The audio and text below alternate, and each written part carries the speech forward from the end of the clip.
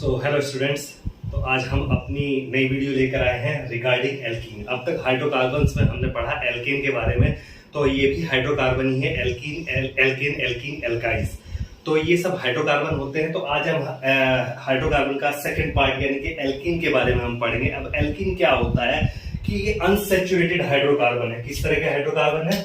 Unsaturated hydrocarbon. Unsaturated hydrocarbons.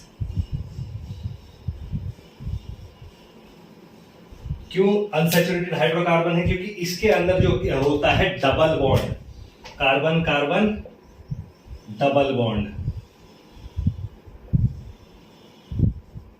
Double bond इसके अंदर पाए जाते हैं। इस डबल बॉन्ड में क्या होता है कि एक अगर हम सिग्मा बॉन्ड मान लें, एक सिग्मा बॉन्ड है तो दूसरा होता है पाई बॉन्ड।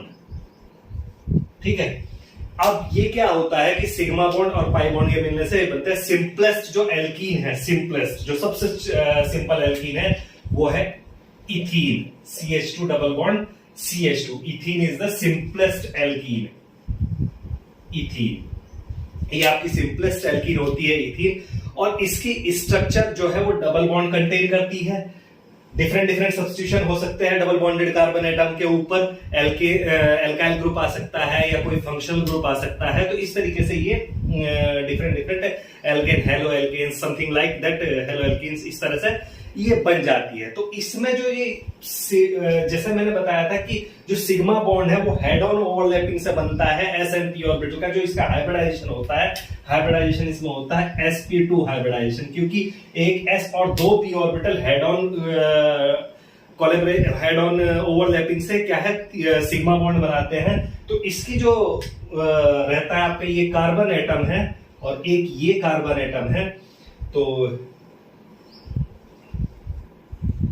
ये एक p ऑर्बिटल हो गया, ठीक है। और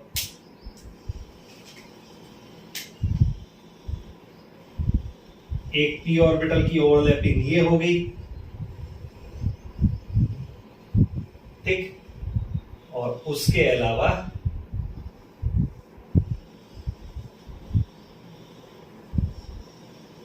ये आपके p ऑर्बिटल रहेंगे।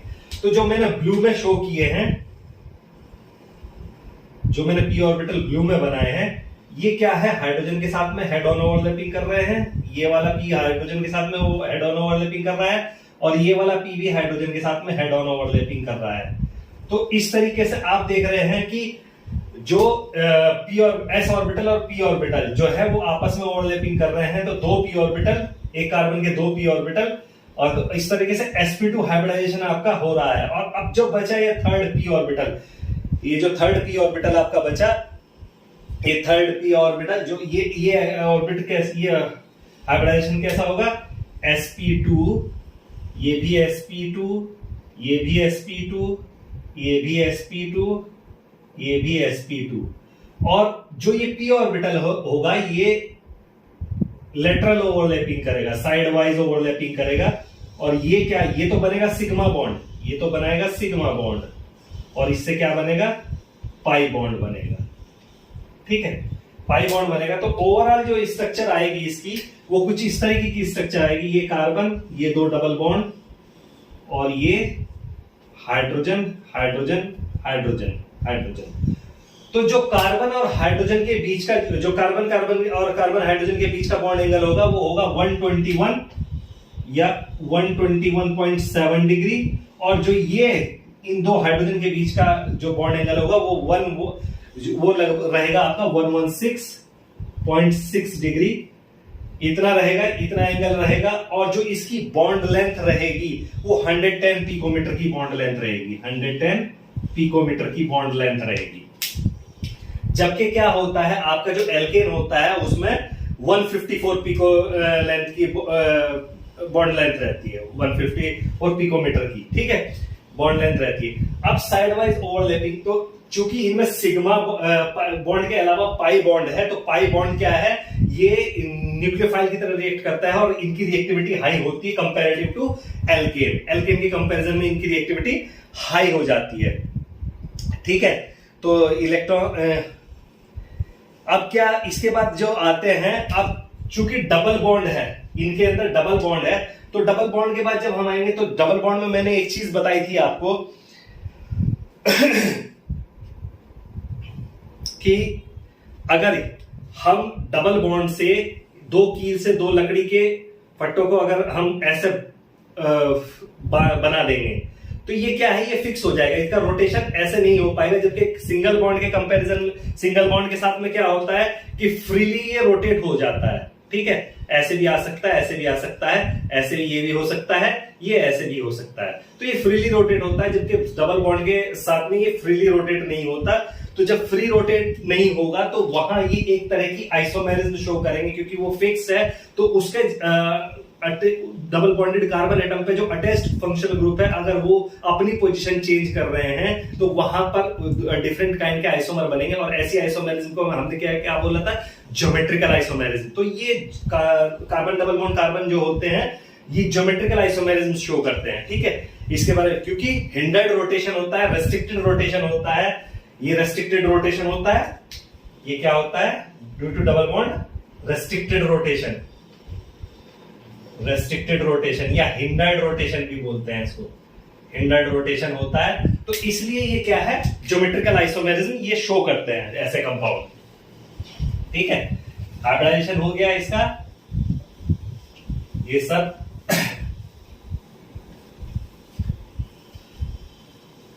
ज्योमेट्रिकल आइसोमेरिज्म ये कंपाउंड शो करते हैं, ये आपको मैंने बता दिया आइसोमेरिज्म। अब आइसोमेरिज्म इसमें खाली ऐसा नहीं कि ज्योमेट्रिकल आइसोमेरिज्म आएगी तो उसको भी हम डिस्कस करेंगे अभी। तो आइसोमेरिज्म ऐसा नहीं, इसमें सिर्फ यही एक आइसोमेरिज्म होती है। तो इसमें आइसोमेरिज्म जो होती है वो आपकी ज्योमेट्रिकल आइसोमेरिज्म के अलावा और भी होती है, जैसे चेन आइसोमेरिज्म, पोजीशन आइसोमेरिज्म और आपका ये ज्योमेट्रिकल आइसोमेरिज्म, तीन कही। उससे पहले हम नोमेनक्लेचर की बात करेंगे, इसका आईयूपैक नोमेनक्लेचर। तो आईयूपैक नोमेनक्लेचर कैसे करते हैं इसका कंपाउंड का, आईयूपैक नोमेनक्लेचर। तो आईयूपैक नोमेनक्लेचर में मैंने क्या बताया था, सबसे पहले हम काउंटिंग की दर, सबसे पहले हम अपनी लॉन्गेस्ट चेन सेलेक्ट करेंगे। लॉन्गेस्ट चेन सेलेक्ट करने के बाद हम काउंटिंग स्टार्ट करेंगे कार्बन एटम की, और काउंटिंग किस तरफ से स्टार्ट करेंगे, जिधर से आपका मल्टीपल बॉन्ड यानी कि डबल बॉन्ड नजदीक पड़ता हो, उधर से हम इसकी काउंटिंग स्टार्ट कर देंगे। जैसे फॉर एग्जांपल मैं ले लेता हूं CH3 CH double bond CH, okay, CH3 CH3, ठीक है, ये एक एग्जांपल हो गया। और एक example CH3 CH CH3 CH CH3 CH double bond CH CH3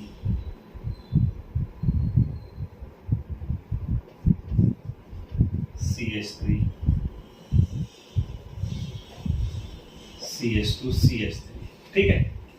इस तरीके से मैंने ये दो एग्जांपल लिए। तो दो एग्जांपल में आप देखिए कि जब हम काउंटिंग करना शुरू करेंगे तो 1 2 इधर से भी 2, 1 2 इधर से भी 2, तो इधर से क्या होगा आपका 1 2 3, इधर से अगर हम काउंटिंग करेंगे तो आपका जो फंक्शन, दूसरा फंक्शन ग्रुप है जो साइड चेन है, वो साइड चेन भी लोअर काउंटिंग पे आ गई। तो लोअर एडिशन रूल हम लगा देंगे इसमें। तो यहां पे क्या हो जाएगा, ये हो जाएगा 2 मिथाइल ब्यूट 2 ईन, ठीक है, ब्यूट-2-ईन या यहां ब्यूट-2-ईन। देन इसके बाद अगर हम इधर से काउंटिंग करते हैं, सपोज इधर से देखिए 1 2 3 4 5 6 7, लेकिन अगर इधर से करेंगे 1 2 3 4, ये 4 पे आ रहा है यहां पर, और इधर साइड से काउंटिंग करेंगे तो 3 पे आएगा डबल बॉन्ड, ठीक है। तो और इधर फंक्शनल ग्रुप, इधर हमारा यहाँ एक फंक्शनल ग्रुप, एक 3 पे आ रहा है, एक 5 पे आ रहा है, एक 6 पे आ रहा है। तो यहाँ पे जो नंबरिंग हो जाए, नेमिंग हो जाएगी, वो कैसे हो जाएगी, अब 3 5 एंड 6, 3 5 एंड 6 तीनों मिथाइल ग्रुप है तो ट्राई मिथाइल। अब 7 कार्बन की चेन है तो हेप्ट, किस पोजीशन पे, 3 पे, 3 ईन। तो इस तरीके से इनका हम आईयूपैक नोमेनक्लेचर देंगे, आईयूपीएसी नेम इनका हम रखेंगे। तो आई थिंक ये दो एग्जांपल से आपको समझ में आ गया होगा कि इसका आईयूपैक नोमेनक्लेचर कैसे रहेगा। नेक्स्ट इसके बाद हम बढ़ते हैं इसकी आइसोमेरिज्म में। तो इसकी आइसोमेरिज्म की अगर हम बात करेंगे,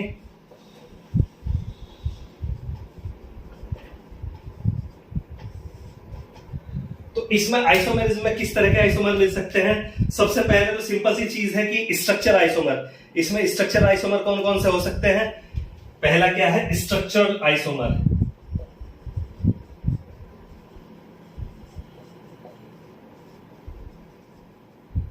स्ट्रक्चर आइसोमेरिज्म। तो स्ट्रक्चर आइसोमेरिज्म की जब हम बात कर रहे हैं तो स्ट्रक्चर आइसोमेरिज्म दो किस तरह की इसमें मिलती है कि आपके कार्बन की चेन, साइड चेन मतलब आइसोमराइज हो सकती है, साइड चेन बन सकती है, या कार्बन की आपके स्ट्रेट चेन आ सकती है। तो इसमें किस तरह का चेन आइसोमेरिज्म भी मिल सकती है। तो पहली क्या हो जाती है? Chain isomerism. Chain isomerism. तो चेन आइसोमेरिज्म में क्या होता है कि जब आपकी कार्बन चेन, जनरल फॉर्मूला तो सेम हो, जैसे एक मैं एल्कीन्स का जनरल फॉर्मूला यहां लिख देता हूं। जो जनरल फॉर्मूला होता है CnH2n होता है, जो मैंने पहले भी हाइड्रोकार्बन के जनरल डिस्कशन में बताया था। तो जो जनरल फॉर्मूला होगा वो तो सिमिलर रहेगा, लेकिन स्ट्रक्चर फॉर्मूला चेंज हो जाएगा, उसमें बाइफर्केशन हो जाएगा चेन का। जैसे इसमें कम से कम 4 कार्बन एटम चाहिए आपको अगर बाइफर्केशन करना है। जैसे मैं ये एग्जांपल लूं, CH3 CH2 CH double bond CH2, ये एक एग्जांपल हो गया।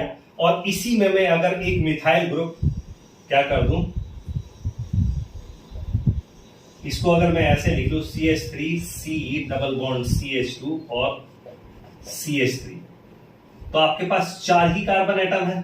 ठीक है, अब 4 कार्बन एटम है तो ये क्या है? अब आप देख रहे हैं कि इसमें कार्बन की चेन जो है वो 1 2 3 4 4 कार्बन की चेन है, लेकिन यहां 1 2 3 कार्बन की चेन है और एक साइड चेन आ गई है। तो इस तरीके से जो ये आइसोमर बना है, ये ब्यूट 1इन, और ये क्या बना? 2 मिथाइल प्रॉप 1इन। ठीक है, तो इस तरीके से ये क्या बन, ये कैसे आइसोमर हो गए? 4 कार्बन इधर है और 4 कार्बन इधर है। अगर हम इनका जनरल फॉर्मूला लिखने जाएंगे तो जनरल फॉर्मूला देख लीजिए क्या हो जाएगा? C4 3 2 5 1 6 9 2 8 H8, और इसका भी अगर कहेंगे 3 2 5 और 3 8 C4H8। तो जनरल फॉर्मूला क्या है? वो सिमिलर है, बट स्ट्रक्चर फॉर्मूला डिफर कर रहा है और चेन की फॉर्म में डिफर कर रहा है। यहां पर चेन 3 कार्बन की, यहां पर चेन 4 कार्बन की है। तो इस ऐसा आइसोमर्स क्या कहलाते हैं? चेन आइसोमर्स कहलाते हैं। दूसरा इसके बाद आ जाता है स्ट्रक्चर आइसोमेरिज्म में पोजीशन आइसोमर। ठीक है, इसके बाद क्या आ जाता है? Position isomer.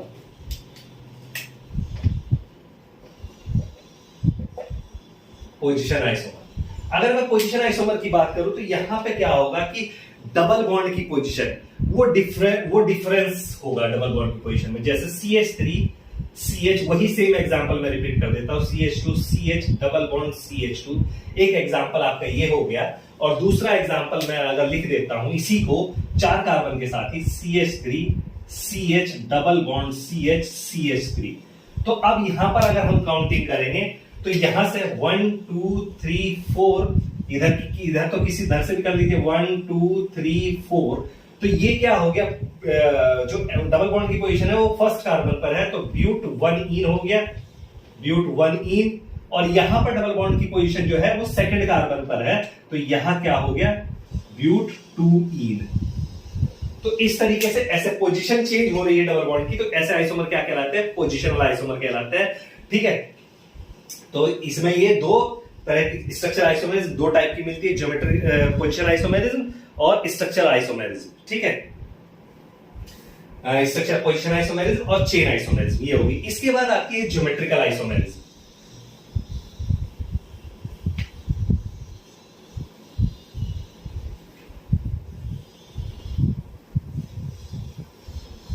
इसके बाद हम बात करेंगे ज्योमेट्रिकल आइसोमेरिज्म के बारे में।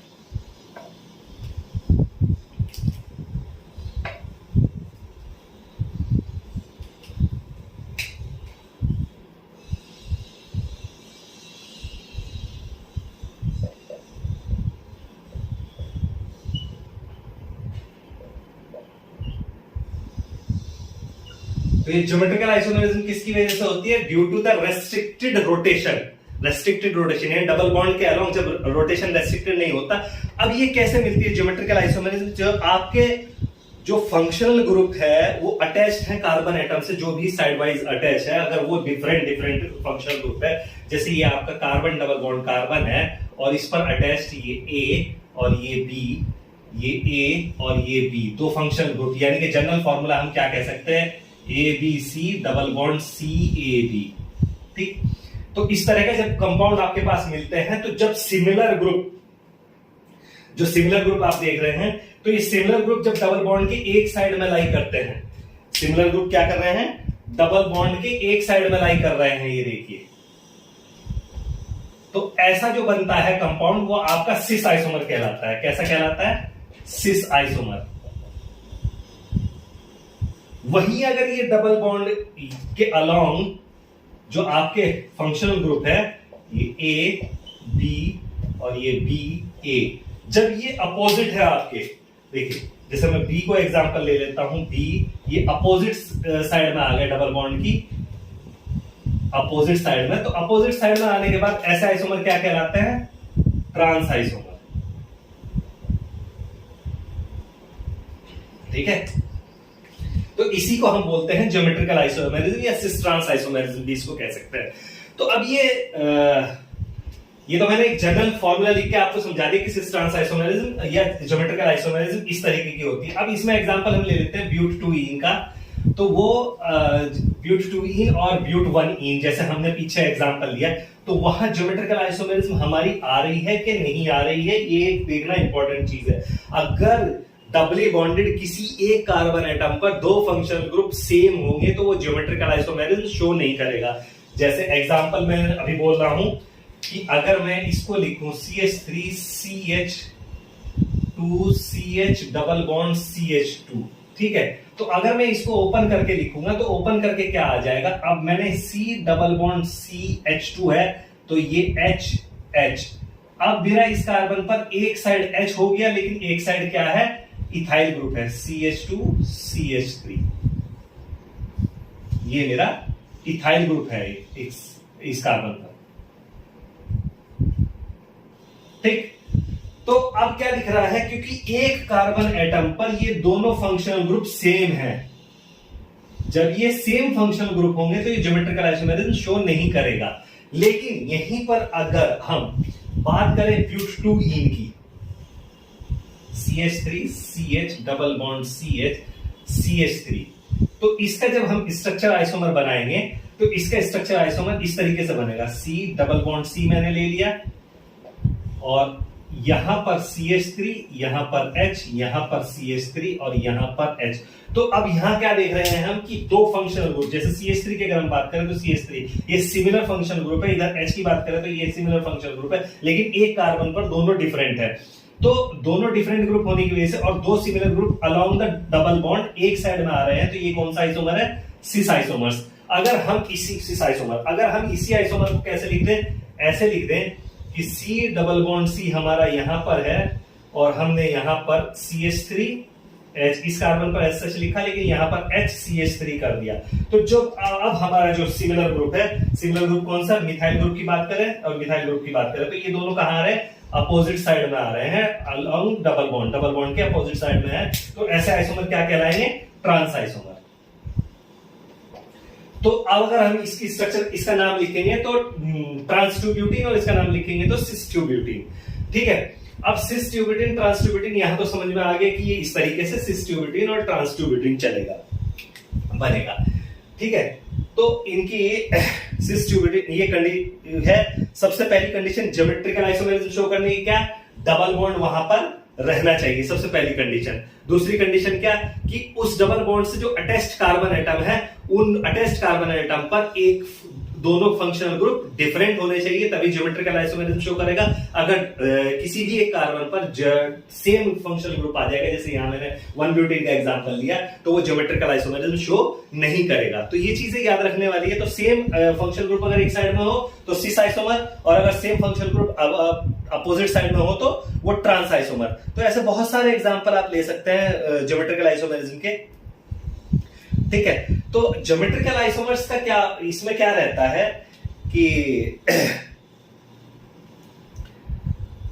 अब आप देख रहे हैं कि अगर इसके इनके डायपोल मोमेंट की बात करेंगे तो ये अपोजिट साइड में है, तो ये अगर सिमिलर ग्रुप है, जो सिमेट्रिकल एल्कीन होगी उनके में अपोजिट साइड में यानी ट्रांस आइसोमर में जो डायपोल मोमेंट है वो नलिफाई हो जाता है दोनों साइड से, क्योंकि अपोजिट साइड में फॉल कर रहे हैं तो उनका डायपोल मोमेंट जीरो हो जाता है, यानी कि वो नॉन पोलर हो जाते हैं। अगर बात करें सिस की तो यहां पर डायपोल मोमेंट रहता है, तो सिस आइसोमर्स में डायपोल मोमेंट होता है, they are comparatively polar to the trans isomer. ये ट्रांस आइसोमर से कंपैरेटिवली पोलर होते हैं क्योंकि इनके अंदर डायपोल मोमेंट होता है। लेकिन अनसिमेट्रिकल अगर ट्रांस एल्कीन की बात करेंगे तो अनसिमेट्रिकल में सपोज यहाँ पे मैंने इथाइल ग्रुप ले लिया, अब यहाँ मिथाइल ग्रुप है, तो स्लाइटली वहां पर अपोजिट साइड में है, कुछ अमाउंट में डायपोल मोमेंट जो है नलिफाई होगा, लेकिन स्लाइट वहां पर डायपोल मोमेंट रहेगा, तो कंपैरेटिवली ये नॉन पोलर होते हैं।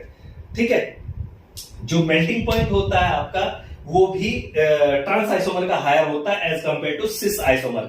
उसका रीजन क्या है, क्योंकि क्रिस्टल लेटिस के अंदर trans isomer most stable form होती है, और ट्रांस आइसोमर जो क्रिस्टल लेटिस की स्ट्रक्चर क्योंकि प्लेनर होती है तो ये इजीली फिट हो जाते हैं, स्ट्रांगली बाइंडिंग होती है इनके बीच में, तो इसलिए इनका मेल्टिंग पॉइंट हाई होता है, जबकि बॉइलिंग पॉइंट सिस आइसोमर का ही हाई होता है। ये चीज याद रखिएगा। और हर कार्बन एटम के बढ़ने के साथ boiling point 20 to 30 degree rise करता है, एक भी CH2 अगर एक भी कार्बन एटम उसमें ऐड हो रहा है उसके साथ। ठीक है।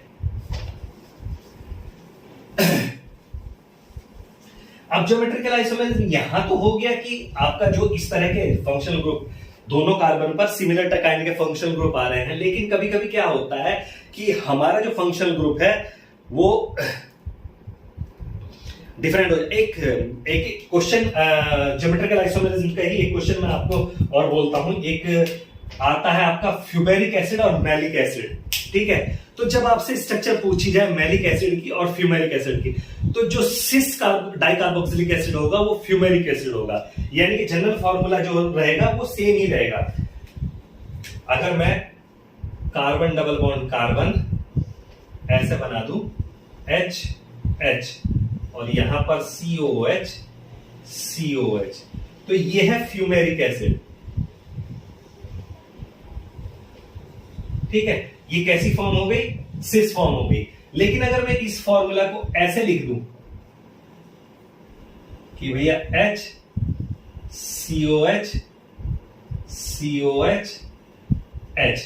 अब ये फ्यूमेरिक एसिड नहीं रहेगा, ये सॉरी ये फ्यूमेरिक एसिड है, मैंने नाम गलत लिख दिया, ये मैलिक एसिड है, मैलिक एसिड।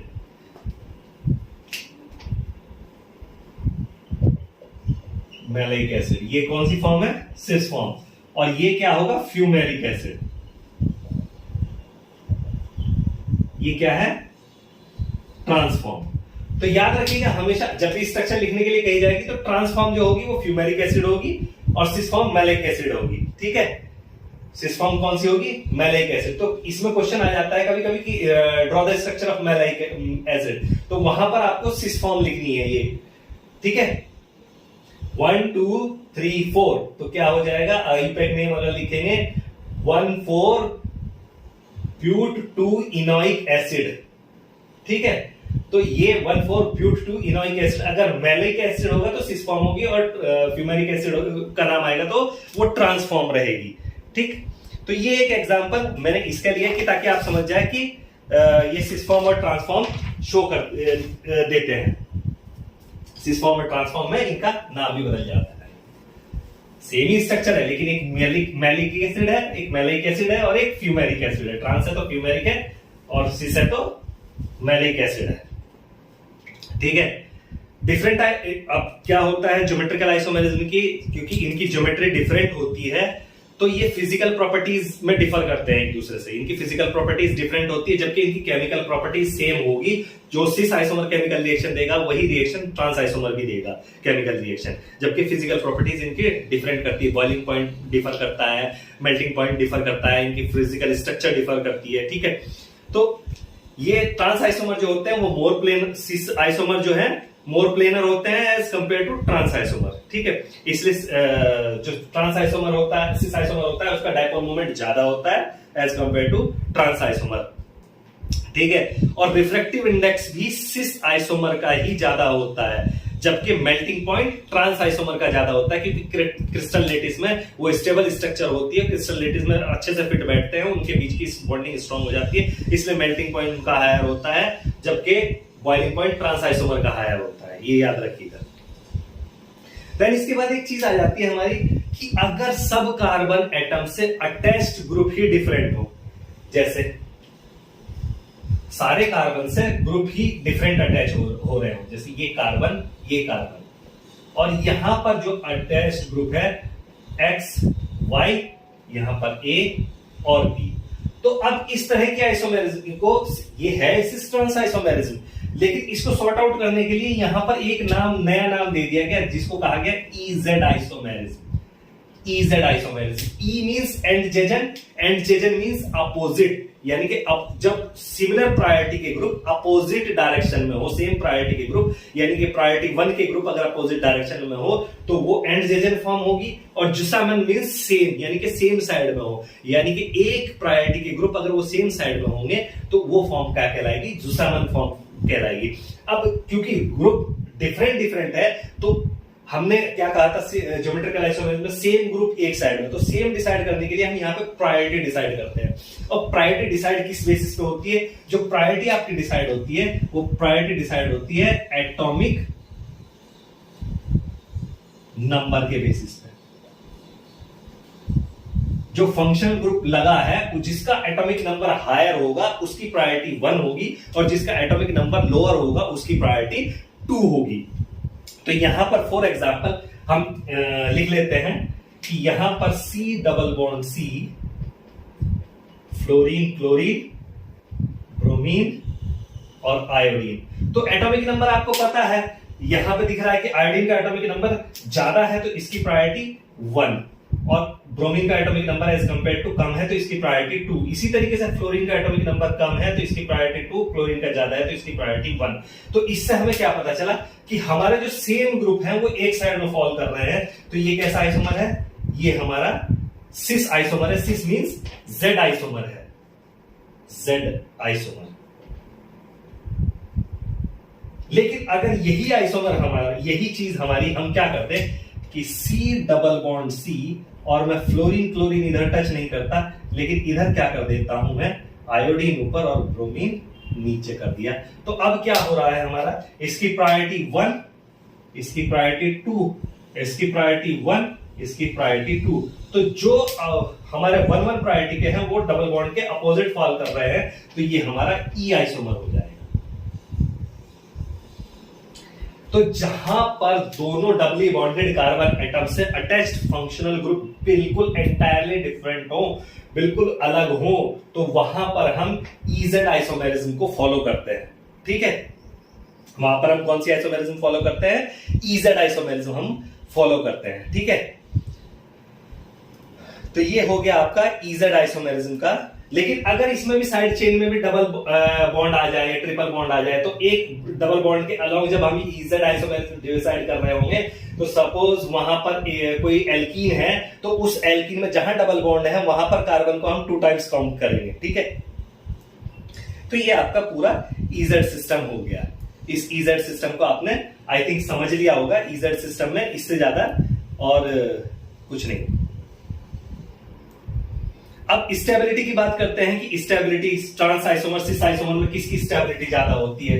ठीक है, तो इसमें क्या देखते हैं हम, हीट ऑफ हाइड्रोजिनेशन। जब हम आइसोमर का हाइड्रोजिनेशन करते हैं तो हमें वहां से पता चल जाता है कि कौन सा स्टेबल हाइड्रोजन है। तो जब जितनी ज्यादा हीट इवॉल्व होगी उतनी अनस्टेबल एल्कीन होगी।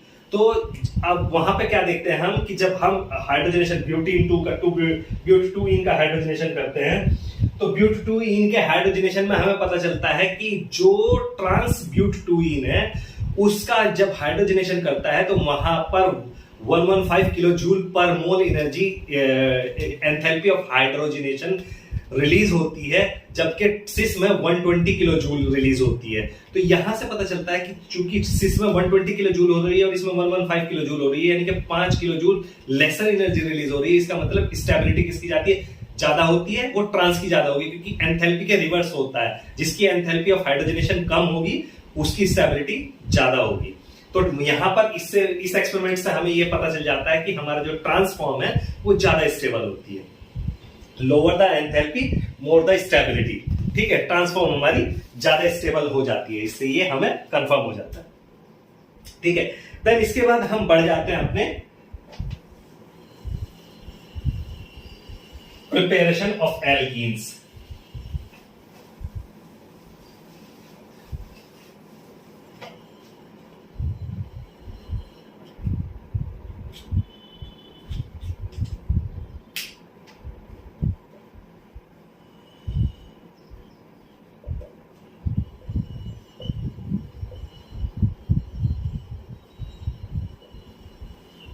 प्रिपरेशन ऑफ एल्कीन्स या सिंथेसिस ऑफ एल्कीन। हम प्रिपरेशन और सिंथेसिस या जो भी कहें वो इसकी कैसे करते हैं हम एल्कीन्स की प्रिपरेशन या synthesis.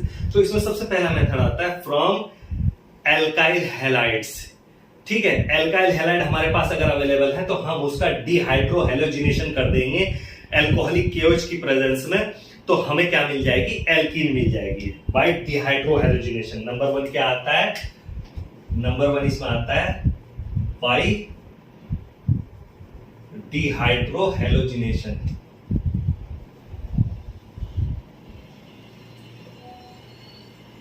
Bye dehydro halogenation, dehydro halogenation करेंगे तो हमारा बन जाएगा एल्काइल है, जो हमारे पास RCH2CH2X, ये कोई एल्काइल हैलाइड है, तो एल्कोहलिक KOH से इसकी रिएक्शन कराएंगे, ठीक है। एल्कोहलिक KOH से इसकी क्या कराएंगे, हम रिएक्शन कराएंगे और इसको हीट करने पे क्या मिलेगा हमें, RCH double bond CH2 plus KX plus H2O, ये मिलेगा। कहीं कहीं पर हम सिंपल HX भी लिख देते हैं, क्योंकि इन दोनों से भी क्या है, HX भी लिख देते हैं कि HX हमें मिल रहा है, ठीक है। तो अब ये रिएक्शन क्या है, कोई भी एग्जांपल ले लीजिए इसमें, जैसे आपका CH3CH2 Br plus KOH, alcoholic KOH से हो रही है रिएक्शन, हीट किया तो क्या मिला आपका CH2 double bond CH2 plus KBr plus H2O, ये आपका प्रोडक्ट इसमें बनेगा, या KCl, जो भी आप रिएक्शन दिखाना चाहें वो दिखा सकते हैं। तो इस तरीके से ये आपका रिएक्शन होती है। तो यहां पर रेट और जो रिएक्टिविटी ऑर्डर होता है, रिएक्टिविटी ऑर्डर जो रहेगा आपका, मैं रिएक्टिविटी ऑर्डर की अगर बात करूं, रिएक्टिविटी ऑर्डर शॉर्ट में लिख देता हूं मैं, तो वो जो हेलोजन के लिए रहेगा वो iodine is more reactive than bromine is more reactive than chlorine. वहीं पर अगर एल्किल हैलाइड की बात करेंगे, जो एल्किल हैलाइड होगा तो उसके लिए tertiary alkyl halide is more reactive than secondary alkyl halide is more reactive than primary alkyl halide. इसके साथ में ये रहेगा। तो जब हमारा डिहाइड्रो हैलोजिनेशन होगा वो टर्शरी एल्किल हैलाइड में इजीली होगा as compare to secondary alkyl halide, as compare to primary alkyl halide. और अगर हैलोजन हमारी आयोडीन होगी तो वो इजीली रिमूव होगी by dehydro halogenation as compare to bromine and as compare to chlorine. तो ये आपको बाय डिहाइड्रो हैलोजिनेशन मैंने बता दिया कि बाय डिहाइड्रो हैलोजिनेशन हम प्रिपरेशन कर सकते हैं एल्कीन की, ठीक है, विद एल्किल हैलाइड और एल्कोहलिक KOH के साथ में। उसके बाद फिर आता है विसिनल डाइहैलाइड। अगर हम विसिनल डाइहैलाइड को रिएक्ट कराएं इथेनॉल की प्रेजेंस में, जिंक डस्ट के साथ में, इथेनॉल की प्रेजेंस में किससे, जिंक डस्ट के साथ में अगर हम इसकी रिएक्शन करा देंगे तो हमारा क्या बन जाएगा, विसिनल डाइहैलाइड को। विसिनल मतलब एडजेसेंट पोजीशन पर दो हैलोजन अवेलेबल हो, दो एडजेसेंट कार्बन पर दो हैलोजन अवेलेबल हो, तो ऐसे क्या कहलाते हैं, विसिनल डाइहैलाइड। ऐसे क्या कहलाते हैं, विसिनल डाइहैलाइड फ्रॉम डीहैलोजिनेशन। दूसरा पॉइंट क्या, दूसरी चीज क्या आ गई, बाय डीहैलोजिनेशन। इन रिएक्शन को क्या कहते हैं, dehalogenation reaction. By dehalogenation from vicinal dihalide, from vicinal dihalide, vicinal dihalide. ठीक है, तो इसमें क्या होगा आपका, जैसे CH2Br और CH2Br 1,2 डाइब्रोमोइथेन, जब हम इसको जिंक के साथ में इथेनॉल की प्रेजेंस में रिएक्शन कराएंगे, इथेनॉल की प्रेजेंस में, तो हमारा CH2 double bond CH2 ethene plus ZnBr2 zinc bromide, ये हमारा बन जाएगा। ठीक है, इस रिएक्शन को क्या कहते हैं, डीहेलोजिनेशन रिएक्शन, क्योंकि हेलोजन रिमूव हो रही है, डीहेलोजिनेशन। ठीक है, इस रिएक्शन को क्या बोलते हैं हम, डीहेलोजिनेशन रिएक्शन। दोनों एडजेसेंट कार्बन से हेलोजन रिमूव हो रही है। इसको हम जनरलाइज करके लिखेंगे तो ऐसे लिख सकते हैं RCH Br CH2Br plus Zn ethanol की प्रेजेंस में, तो RCH double bond CH2 plus ZnBr। तो इस तरीके से हमारी एल्कीन की प्रिपरेशन हम कर सकते हैं। ठीक है, तो एल्कीन इस तरह प्रिपेयर की जा सकती है, हीट करने पे रिएक्शन होती है। ठीक है, तो डिहाइड्रोहेलोजिनेशन से अब क्या होता है, एल्काइंस अगर हमारे पास प्रेजेंट है तो एल्काइन का भी हम अगर रिडक्शन कर देंगे तो भी हमें क्या मिलेगा, एल्कीन्स मिल जाएंगी। अब एल्काइन का रिडक्शन जो है वो लिंडलार कैटलिस्ट, उसमें क्या होता है, बेरियम सल्फेट इंक्लूड कर देते हैं जो कैटलिस्ट को थोड़ा सा पॉइजन कर देता है, नहीं तो पैलेडियम चारकोल की प्रेजेंस में रिडक्शन होना शुरू होगा बाय रिडक्शन। थर्ड पॉइंट क्या है, बाय रिडक्शन ऑफ एल्काइंस। तो ये दो तरीके से होता है एल्काइंस का रिडक्शन, एक होता है बाय लिंडलार्स कैटलिस्ट और दूसरा होता है बाय बर्च रिडक्शन। ठीक है, तो लिंडलार कैटलिस्ट में क्या होता है, पैलेडियम चारकोल में हम थोड़ा सा बेरियम सल्फेट ऐड कर देते हैं जो कैटलिस्ट को पॉइजन कर देता है, वही लिंडलार कैटलिस्ट है। तो उसकी रिएक्शन जब कराते हैं तो वो अल्टीमेटली कहां पर रुक जाता है,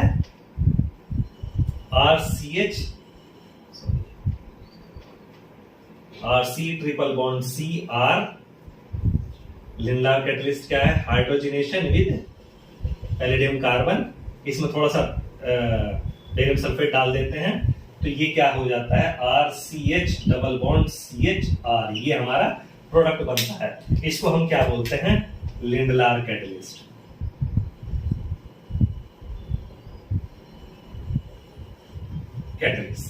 ठीक है, in presence of barium sulphate, barium sulphate थोड़ा सा ऐड कर देते हैं, उससे क्या होगा कि ये पॉइजन हो जाएगा, तो ये रिएक्शन आगे प्रोसीड नहीं करेगी। दूसरा है बर्च रिडक्शन। अब बर्च रिडक्शन में क्या होगा, आपका जो भी रिएक्शन होगी वो किसके प्रेजेंस में होगी, ये अब यहां पर एक इंपॉर्टेंट चीज है कि जब लिंडलार कैटलिस्ट से हम रिएक्शन कराते हैं तो ये स्पेसिफिकली सिस आइसोमर ही देता है, सिस आइसोमर। जबकि बर्च रिडक्शन अगर हम करेंगे सोडियम और लिक्विड अमोनिया के प्रेजेंस में, अगर हम बर्च रिडक्शन करेंगे यानी कि RC ट्रिपल बॉन्ड CR, ठीक है, और बर्च रिडक्शन इसको क्या बोलेंगे हम, सोडियम लिक्विड अमोनिया, ये क्या है, बर्च रिडक्शन। तो यहां पे जो आपका प्रोडक्ट बनेगा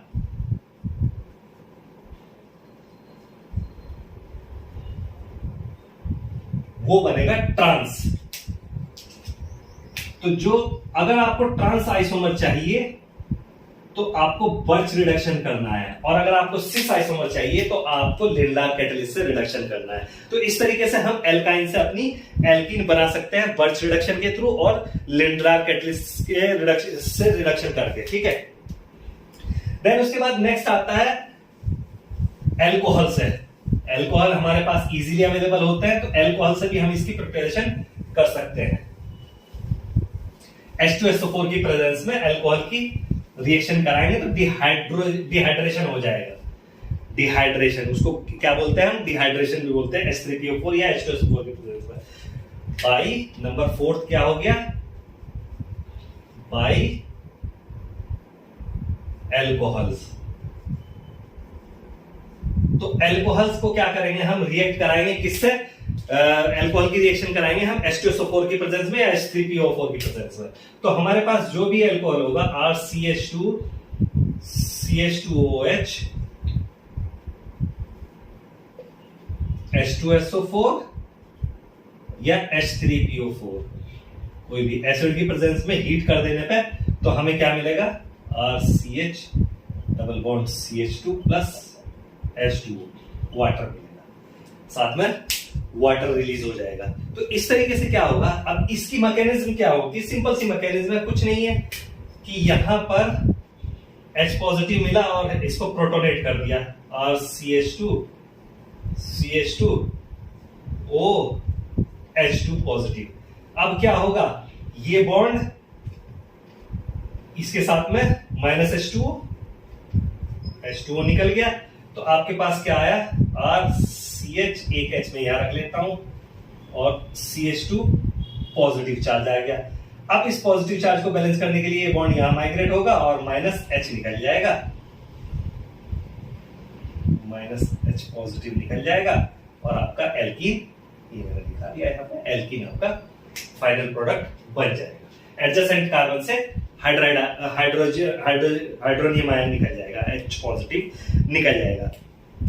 तो जो यहाँ पे रिलेटिव ईज ऑफ डिहाइड्रेशन होता है, जो इजीली डिहाइड्रेट होगा, तो वो कौन सा होगा, टर्शरी एल्कोहल का ज्यादा इजीली होगा then secondary alcohol then primary alcohol.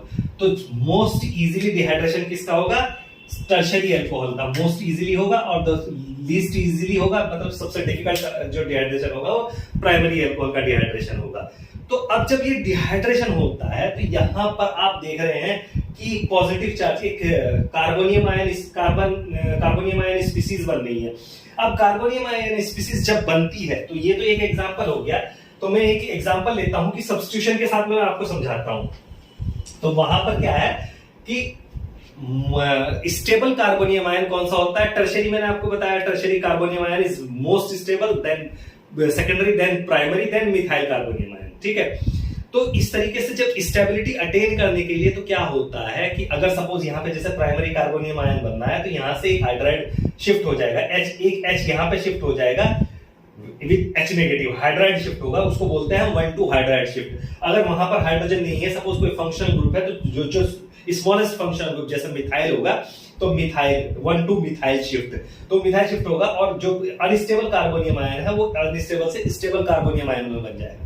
तो वहां से जो हमारे पास जो है मेजर प्रोडक्ट जो बनेगा वो थ्रू स्टेबल कार्बोनियम आयन बनेगा, थ्रू स्टेबल कार्बोनियम आयन। तो उसको मैं एग्जांपल से समझाता हूं कि वो होता कैसे है।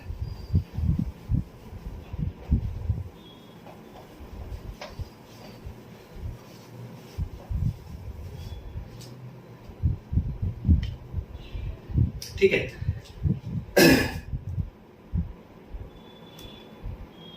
फ्रॉम एल्कोहल डिहाइड्रेशन, तो स्टेबल कार्बोनियम आयन जो बनेगा वो कैसे बनेगा, 1,2 हाइड्राइड शिफ्ट, इसको बोलते हैं हम रीअरेंजमेंट ऑफ कार्बोनियम आयन। तो वो कैसे होगा, 1,2 हाइड्राइड शिफ्ट से होगा या 1,2 मिथाइल शिफ्ट से होगा। तो जैसे मैं एक एग्जांपल लेता हूं कि यहां पर मेरे पास सपोज एक एल्कोहल है, CH3 CH2 CH2 CH2OH, ये क्या है, ब्यूटेनॉल, 1 ब्यूटेनॉल, ठीक है। अगर हम इसकी H2SO4 से रिएक्शन कराएंगे एसिड की प्रेजेंस में, तो पहले एसिड इसको क्या करेगा, प्रोटोनेट करेगा, ठीक है। ये लोन पेयर यहां जाएंगे और ये एसिड से ये प्रोटोनेट हो जाएगा और माइनस H2O निकल जाएगा, ठीक है। H2O में डायरेक्ट निकाल के सिर्फ कार्बोनियम आयन नहीं बना रहा हूं। तो अब यहां पर हमारा जो कार्बोनियम आयन बनेगा वो CH3 CH2 CH2 CH2 positive carbonium ion बना, ठीक है। अब क्या होगा, मैं इसको ऐसे ना लिख के यहां पे CH और एक H ऐसे लिखता हूं। तो ये यहां से क्या होगा कि ये हाइड्राइड पूरा हाइड्राइड शिफ्ट होगा इस कार्बन पे, हाइड्राइड शिफ्ट। तो ये 1,2, तो 1,2 हाइड्राइड शिफ्ट, हाइड्राइड शिफ्ट भी बोलते हैं इसको, 1,2 हाइड्राइड शिफ्ट बोलते हैं। ठीक है, तो इसके बाद क्या बन जाएगा हमारा, यहां पर जो ये कार्बोनियम आयन बनेगा CH3 CH2 CH, और ये हो गया हमारा CH3 और पॉजिटिव चार्ज आ गया यहां पर। अब क्या है, ये कंपैरेटिवली प्राइमरी कार्बोनियम आयन से ये कार्बोनियम आयन ज्यादा स्टेबल है। ठीक है, ये क्या है, सेकेंडरी कार्बोनियम आयन है और ये प्राइमरी कार्बोनियम आयन है। तो secondary is more stable then primary. तो अब इसके एडजेसेंट कार्बन कितने हैं, 2 हैं, एक ये है और एक ये है। तो यहां से क्या होगा, इसके बाद हमारा, मैं इसको ऐसे लिख देता हूं H और इसको भी ऐसे लिख देता हूं। तो यहां से 2 रिएक्शन होंगी हमारी, एक रिएक्शन नीचे की तरफ मैं दिखा देता हूं। अगर हमारा ये बॉन्ड बैलेंस करने के लिए यहां माइग्रेट किया तो -H पॉजिटिव निकलने के बाद हमारे पास CH3 CH2 CH CH2 ये बनेगा जो 1 ब्यूटीन है। ठीक है, लेकिन अगर ये हमारा यहां से बैलेंस करने के लिए यहां शिफ्ट होगा तो -H पॉजिटिव निकलने के बाद जो हमारा प्रोडक्ट बनेगा वो CH3 CH double bond CH CH3, जो कि मेजर प्रोडक्ट होगा। ये कैसा होगा, मेजर प्रोडक्ट होगा हमारा, और ये माइनर प्रोडक्ट होगा। ठीक, अब अगर मैं इसको थोड़ा सा चेंज कर देता हूं, थोड़ा सा चेंज क्या कर देता हूं कि मैं यहां पर, ठीक है, यहां पर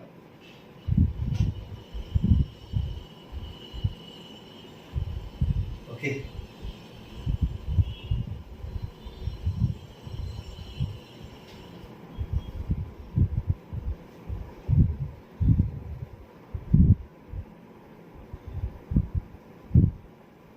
ठीक है, वो बाद में ये नीचे वाला भाग में बनाएंगे जो बनेगा। यहां पर मैं क्या करता हूं कि एक मिथाइल ग्रुप अटैच कर देता हूं, ये हो गया मिथाइल ग्रुप। तो अब क्या होगा, यहां पर मिथाइल शिफ्ट 1,2 मिथाइल शिफ्ट हो जाएगा। इसको क्या कहेंगे हम, 1,2 हाइड्राइड की जगह ये क्या हो जाएगा, methyl shift, 1,2 methyl shift. 1,2 methyl shift हो जाएगा और यहां पर जो हमारा जो प्रोडक्ट आएगा वो ऐसे हो जाएगा, CH3 CH2 CH CH2 CH3, ये पॉजिटिव आया।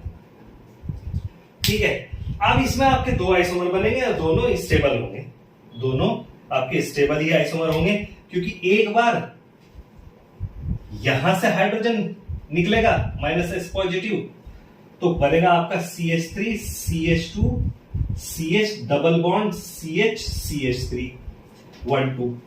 एक बार इधर से निकलेगा तो भी आपका एक ही प्रोडक्ट बनेगा, CH3 CH double bond CH CH2 CH3 1,2। Counting इधर से हो जाएगी, तो किधर से भी निकले प्रोडक्ट आपका सेम ही बनना है दोनों केस में। ठीक है, तो इसको बोलते हैं मिथाइल शिफ्ट। तो आई थिंक आपको मिथाइल शिफ्ट और हाइड्राइड शिफ्ट दोनों समझ में आ गए होंगे। तो मेजर और माइनर प्रोडक्ट कैसे बनते हैं वो भी आपको समझ में आ गए होंगे। तो जो ये मेथड मैंने अभी बात की थी कि हमारा जो ये मेथड है आपका production of alkene from alcohol, ये क्या है, ये आपका एल्कीन की प्रिपरेशन का एक मेथड है और एल्कोहल से ही, इथेनॉल से हम इथिलीन गैस बनाते हैं। तो इथिलीन का लेबोरेटरी मेथड की अगर बात हो तो लेबोरेटरी मेथड भी यही होता है इथिलीन का। क्या होता है लेबोरेटरी मेथड इथिलीन का, यही लेबोरेटरी मेथड होता है इथिलीन का कि इथेनॉल को हमने क्या किया, लैब मेथड की अगर हम बात करें, lab method of ethylene preparation. तो इसमें क्या होगा आपका लैब मेथड में, तो जो आपका इथेनॉल है CH3 CH2OH, उसकी रिएक्शन होगी H2SO4 की प्रेजेंस में और हमारे पास क्या मिलेगा, CH2 double bond CH2 plus H2O।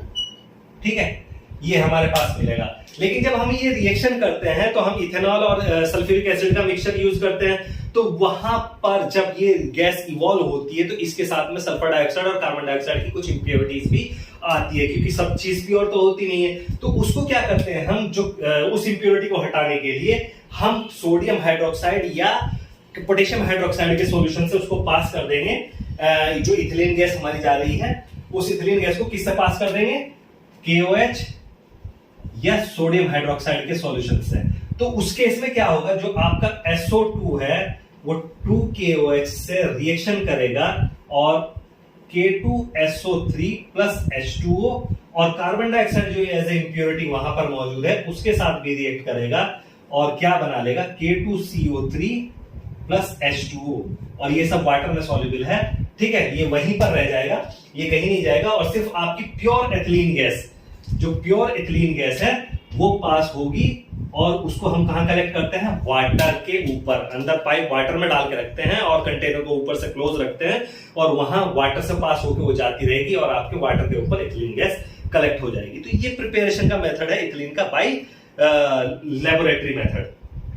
तो अगर आपसे कोई पूछे लेबोरेटरी मेथड क्या है एथिलीन का, तो यही है कि इथेनॉल को H2SO4 से ट्रीट कराने के बाद, हीट करने के बाद जो गैस बनती है, इथिलीन गैस बनती है, उसको पास करते हैं सोडियम हाइड्रोक्साइड या पोटेशियम हाइड्रोक्साइड सॉल्यूशन से, ताकि उसमें जो ट्रैप्ड इंप्योरिटीज है सल्फर डाइऑक्साइड या कार्बन डाइऑक्साइड की, वो ट्रैप हो जाएं और रिएक्ट करके बना ले पोटेशियम सल्फाइड और पोटेशियम कार्बोनेट और हमारी प्योर इथिलीन गैस हम वाटर के ऊपर कलेक्ट कर लेते हैं। तो ये आपका लेबोरेटरी मेथड होता है।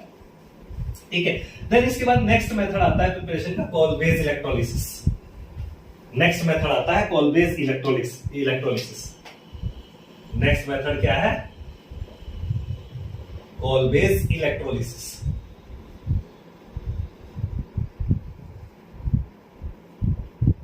कुछ नहीं, कॉल-बेस इलेक्ट्रोलिसिस में क्या है, पोटेशियम सक्सीनेट लेंगे हम और उसकी रिएक्शन, उसको हाइड्रोलिसिस करा देंगे। इसको कॉल-बेस रिएक्शन भी बोलते हैं। और वहां क्या होता है, डिकार्बोक्सिलेशन होता है, कार्बन डाइऑक्साइड इवॉल्व होती है और हाइड्रोजन इवॉल्व होती है और हमारे पास इथिलीन गैस बन जाती है। तो कॉल-बेस इलेक्ट्रोलिसिस में क्या लेंगे हम, पोटेशियम सक्सीनेट,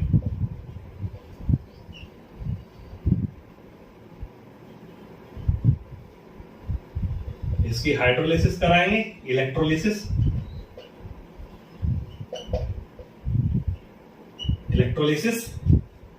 तो CH2 double bond CH2 plus CO2 plus H2 plus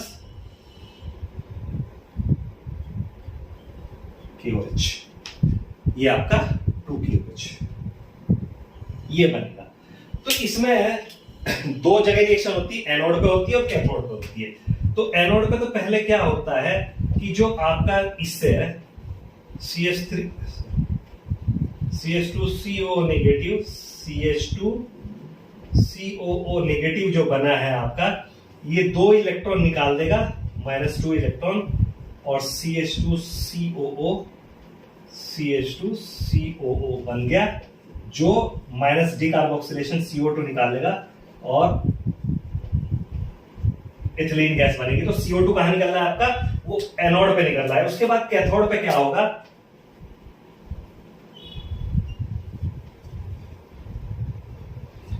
जो 2H पॉजिटिव है ये 2 इलेक्ट्रॉन को एक्सेप्ट करेंगे और 2H और क्या बन जाएगा, हाइड्रोजन गैस।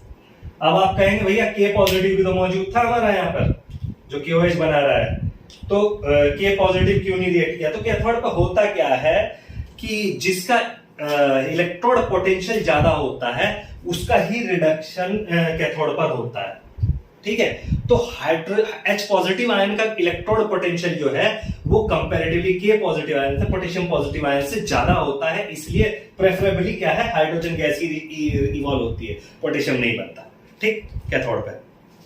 तो ये एक हमारा ये सिंथेसिस के मेथड हो गए। इसके बाद अब हम आ जाते हैं, प्रिपरेशन हमारी खत्म हो गई एल्कीन की। इसके बाद हम आते हैं कि properties, physical and chemical properties. तो जो फिजिकल प्रॉपर्टीज होती हैं उसको मैं जनरली ऐसे ही डिस्क्राइब कर देता हूं कि जो फिजिकल प्रॉपर्टीज होती है सबसे पहले देखी जाती है कि उसकी फिजिकल अपीयरेंस कैसी है। तो जो पहले 3 इथेन, प्रोपेन ब्यूटीन है, जो पहले 3 एल्कीन है, यानी कि 2 कार्बन 3 कार्बन 4 कार्बन के जो एल्कीन है वो नॉर्मली गैसेस होती हैं, उनमें कोई फ्रेग्रेंस नहीं होती, ऑर्डरलेस होती है, कोई उनका कलर नहीं होता, कलरलेस होती है। तो फिजिकल अपीयरेंस की बात ये होगी। देन उसके बाद कार्बन 5 से लेके कार्बन 18 तक जो भी आपकी एल्कीन है वो नॉर्मल रूम टेम्परेचर पर नॉर्मल कंडीशन में लिक्विड होती है, ठीक है। एल्कीन्स को ओलिफिन भी कहा जाता है, ये भी याद रखिएगा। ओलिफिन क्यों कहा जाता है? क्योंकि इनकी नेचर होती है कि ये ऑयली प्रोडक्ट देते हैं, हेलोजिनेशन करेंगे तो आपको ऑयली प्रोडक्ट मिलेंगे, तो ओलिफिन ऑयल से ही आया है, तो इसको इसलिए इनमें ओलिफिन भी बोला जाता है।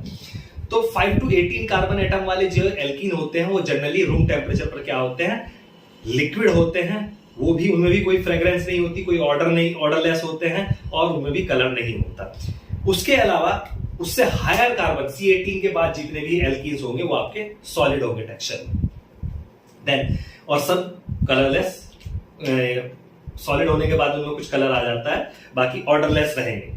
मेल्टिंग पॉइंट, जैसे मैंने बताया था कि मेल्टिंग पॉइंट जो है वो ट्रांस एल्कीन का एज कंपेयर, नॉर्मली जैसे जैसे कार्बन एटम बढ़ता है तो एल्कीन का जो है मेल्टिंग पॉइंट भी बढ़ता है, और मेल्टिंग पॉइंट सिर्फ सॉलिड के केस में होगा, तो वहां पर सॉलिड के केस में C18 से अबव जो भी एल्कीन है उनका मेल्टिंग पॉइंट कार्बन बढ़ने के साथ बढ़ता है, ठीक है, ओके। लेकिन ट्रांस एल्कीन का melting point corresponding cis alkene से हमेशा ज्यादा होता है। उसका रीजन क्या है? मैंने आपको बताया कि वो स्टेबल स्ट्रक्चर होती है, मोस्ट स्टेबल स्ट्रक्चर होती है, अपोजिट फॉल करते हैं तो स्ट्रक्चर जो है वो क्रिस्टल लेटिस जब बनता है तो वो क्लोजली बाउंडेड होते हैं उसके एटम, और मॉलिक्यूल क्लोजली बाउंड होने के कारण उनको तोड़ने के लिए, उनको मेल्ट करने के लिए ज्यादा एनर्जी प्रोवाइड करनी पड़ती है, इसलिए उनका boiling melting point as compare to cis alkene, corresponding cis alkene ज्यादा होता है।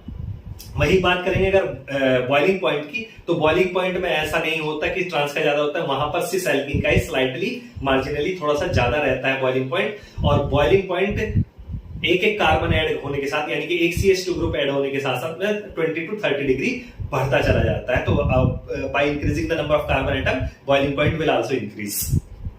देन डाइपोल मोमेंट, मैंने आपको पहले ही बता दिया कि डाइपोल मोमेंट भी सिस एल्कीन के अंदर ही ज्यादा होता है as compare to trans alkene. और ट्रांस एल्कीन जो है कंप्लीटली नॉन पोलर होती है, अगर सिमेट्रिकल होगी तो कंप्लीटली नॉन पोलर होगी, उसका डाइपोल मोमेंट 0 होगा। अगर अनसिमेट्रिकल होगी उसमें स्लाइटली डाइपोल मोमेंट आएगा, क्योंकि दोनों एंड पर जुड़े हुए फंक्शनल ग्रुप डिफरेंट है, तो स्लाइटली वो एक दूसरे को काउंटर नहीं कर पाएंगे, तो पूरा डाइपोल मोमेंट नहीं जाएगा, थोड़ा सा डाइपोल मोमेंट रहेगा। वही सिस एल्कीन में same functional group same side में आने की वजह से क्या होता है, वो एक दूसरे को काउंटर नहीं कर पाते, वो डाइपोल मोमेंट उनमें रहता है। अब सॉल्युबिलिटी की बात करें तो सॉल्युबिलिटी मैंने पहले ही एक कॉन्सेप्ट बताया कि लाइक डिसॉल्व्स लाइक। अब लाइक डिसॉल्व्स लाइक का मतलब एल्कीन्स नॉन पोलर है, तो नॉर्मली ये नॉन पोलर सॉल्वेंट्स जैसे carbon tetrachloride, benzene, toluene, DCM, hexane, इनके अंदर ये सॉल्युबल हो जाते हैं, जबकि पोलर सॉल्वेंट लाइक वाटर में ये सॉल्युबल नहीं होते हैं, ठीक है। और स्टेबिलिटी ट्रांस एल्केन की एक और रीजन होता है कि ट्रांस एल्केन क्यों ज्यादा स्टेबल होती है, सिस एल्केन क्यों नहीं होती, क्योंकि स्टेरिक हिंड्रेंस एक फैक्टर वहां पर आ जाता है, जो मैं आपको स्ट्रक्चर बनाकर समझाऊंगा। तो स्टेरिक हिंड्रेंस में सपोज मैं आपको C डबल बॉन्ड CH और यहां पर मैं आपको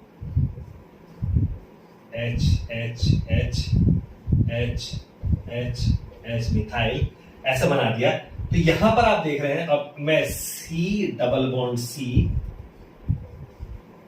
H,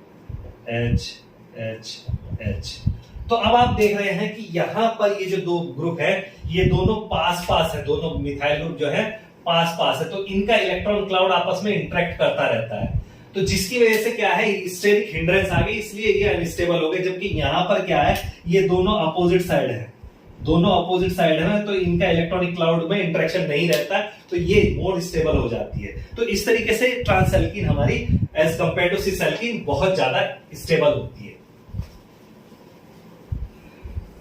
तो ये सब हमारा फिजिकल प्रॉपर्टी के बारे में हो गया। इसके बाद हम आ जाते हैं आपका नेक्स्ट केमिकल प्रॉपर्टीज के बारे में। तो फिजिकल प्रॉपर्टीज हमने पढ़ ली, नेक्स्ट हमारा आ जाता है हमारा केमिकल प्रॉपर्टीज। अब हम केमिकल प्रॉपर्टीज को इसके धीरे धीरे देंगे। अब केमिकल प्रॉपर्टीज में क्या है, यहां बहुत कुछ है, यहां बहुत कुछ है, तो यहां मैं ऐसे एक्सप्लेन नहीं करूंगा, यहां पर मैं लिख कर ही जाऊंगा। केमिकल प्रॉपर्टीज यानी कि जो केमिकल रिएक्शंस है वो किस किस तरह की रिएक्शंस इसमें होती है। तो इसमें पहली होती है एडिशन रिएक्शन। पहली जो होती है एडिशन, मैं शॉर्ट में लिख देता हूं एडिशन रिएक्शन। फर्स्ट टाइप कौन सा है, एडिशन रिएक्शन।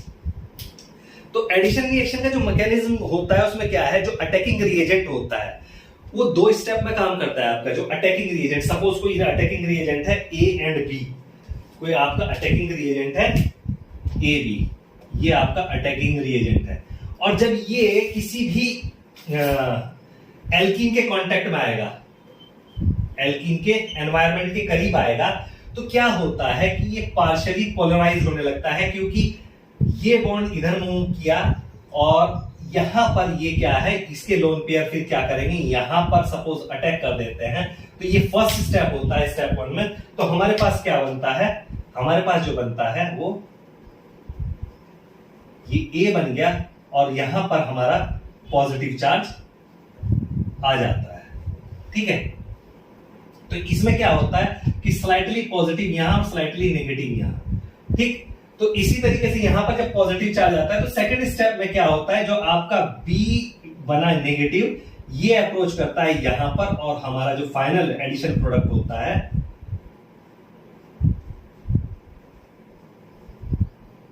ये हमारा फाइनल एडिशन प्रोडक्ट, ये इस तरीके से दो स्टेप में ये हमारी रिएक्शन होती है। तो ये हमारा एडिशन प्रोडक्ट बनता है। तो अब एडिशन रिएक्शन ऐसा नहीं कि सिर्फ एक ही कोई पर्टिकुलर होती है। जैसे एडिशन अगर मैं बात करूं तो एडिशन पहला हाइड्रोहेलोजिनेशन, जैसे हमने एल्कीन बनाया था डिहाइड्रोहेलोजिनेशन से, यानी कि एल्किल हैलाइड लेकर डिहाइड्रोहेलोजिनेशन कर दिया था, तो वहां पर हमें क्या मिलता था, एल्कीन मिलता था। लेकिन उसकी रिवर्स रिएक्शन होती है हाइड्रोहेलोजिनेशन। हाइड्रोहेलोजिनेशन में क्या है, अगर मैं सबसे पहले चलिए हाइड्रोहेलोजिनेशन से भी पहले मैं लेता हूं हेलोजिनेशन। हेलोजिनेशन सबसे पहली रिएक्शन इसमें लेता हूं मैं, हेलोजिनेशन, ए हेलोजिनेशन। डिहेलोजिनेशन भी हमने किया था। तो हेलोजिनेशन में क्या होता है, जब अप्रोच करती है कोई alkene, suppose CH2 double bond CH2 ये एल्कीन है और हमारा जो Br है वो इस तरीके से रहता है। तो जब ये बॉन्ड इधर मूव करेगा और यहां से लोन पेयर ऑफ इलेक्ट्रॉन ऐसे मूव करेंगे, तो इस पे क्या होगा, डेल्टा पॉजिटिव, और ये बॉन्ड थोड़ा सा पार्शियली इधर चला जाएगा तो डेल्टा नेगेटिव चार्ज आ जाएगा। तो उससे क्या होगा, हमारा फर्स्ट स्टेप में जो हमारा बनेगा वो CH2 CH2, अब यहां पर इस तरीके से ये बॉन्ड बन जाता है। अब इसके बाद क्या होता है कि हमारा जो Br नेगेटिव जो बचा हमारा, तो वो क्या करता है, वो अपोजिट साइड से अटैक करता है। Br नेगेटिव वो क्या करता है, अपोजिट साइड से अगर यहां पर अटैक करेगा तो ये बॉन्ड ब्रेक होगा और यहां पर सॉलिड बॉन्ड बन जाएगा। तो हमारा जो प्रोडक्ट बनेगा CH2Br CH2Br। तो इसमें हमेशा ध्यान रखिएगा कि हमें जो प्रोडक्ट मिलते हैं वो ट्रांस मिलेंगे, हमें सिस प्रोडक्ट इसमें हमें नहीं मिलते, ट्रांस प्रोडक्ट मिलते हैं, क्योंकि एक इंटरमीडिएट बनता है जो कि साइक्लिक फॉर्म में होता है और जो वहां से इस साइड से ये साइड हिंडर्ड हो जाती है। हिंडर्ड होने की वजह से जो ब्रोमीन आयन है, यानी कि नेगेटिव आयन है, जो आयन है वो अटैक किधर से करेगा, बैक साइड से अटैक करेगा। तो बैक साइड से अटैक करने की वजह से हमारे जो प्रोडक्ट होंगे वो हमें जो मिलते हैं वो ट्रांस प्रोडक्ट मिलते हैं। अब क्या होता है कि रिएक्टिविटी और ब्रोमीन और क्लोरीन की रिएक्टिविटी सेम तरीके से होती है। ब्रोमीन और क्लोरीन की रिएक्टिविटी सेम तरीके से होती है, जबकि हम अगर फ्लोरिनेशन करने जा रहे हैं तो वो हाईली एक्सप्लोसिव होता है।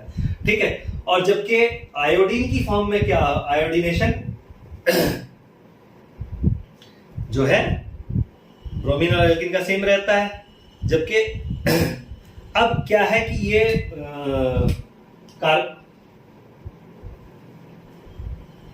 ये मैंने आपको बता दिया, ट्रांसफॉर्मेशन होगी देन इसके बाद आ जाता है आपका सेकंड हाइड्रोहेलोजिनेशन। हाइड्रोहेलोजिनेशन ट्रांसप्रोडक्ट मिलेगा, रिएक्टिविटी आयोडीन की ज्यादा होती है, देन ब्रोमीन, देन क्लोरीन की रिएक्टिविटी कम होती है और फ्लोरीन एक्सप्लोसिव होता है। देन बी आ जाता है आपका हाइड्रोहेलोजिनेशन। ए मैंने बता दिया हाइड्रोहेलोजिनेशन, इसको थोड़ा ध्यान से समझिएगा। हाइड्रोहेलोजिनेशन में तो यहां पे क्या होता है, मैं जनरल रिएक्शन लिखता हूं कि आपका जो भी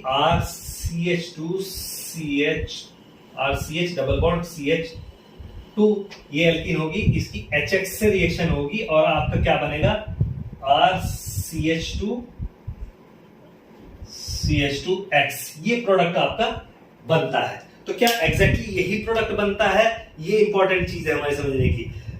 जब अगर हम बात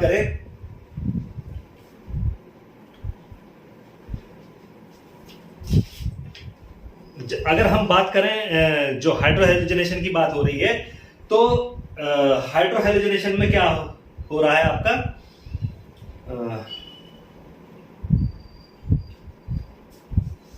एडिशन ऑफ HX हाइड्रोजनेशन में, तो आपके यहां पर एक प्रोडक्ट नहीं बनेगा, फिर आपका क्या होगा, दूसरा प्रोडक्ट कौन सा बनेगा, प्लस मिक्सचर RCHX CH3 ये बनेगा।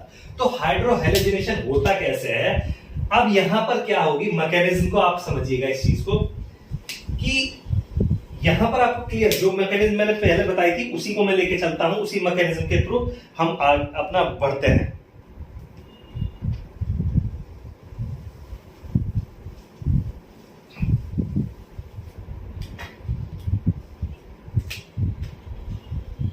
और CH डबल बॉन्ड CH2, तो इसके अप्रोच जब H और X अप्रोच करेगा, तो जो X है वो डेल्टा नेगेटिव है, तो पार्शियल इलेक्ट्रॉन पेयर इधर होगा, ये डेल्टा पॉजिटिव होता है। तो अब क्या होगा कि यहां पर जो है आपका पॉजिटिव चार्ज आएगा, तो ये बॉन्ड यहां मूव करेगा और इसको ले लेगा पॉजिटिव चार्ज। तो अब जब ये बॉन्ड मूव करेगा तो यहां पर suppose RCH CH2 positive charge, अगर हमने कहा कि ये यहां पर गया तो RCH2 पॉजिटिव चार्ज यहां पर आएगा।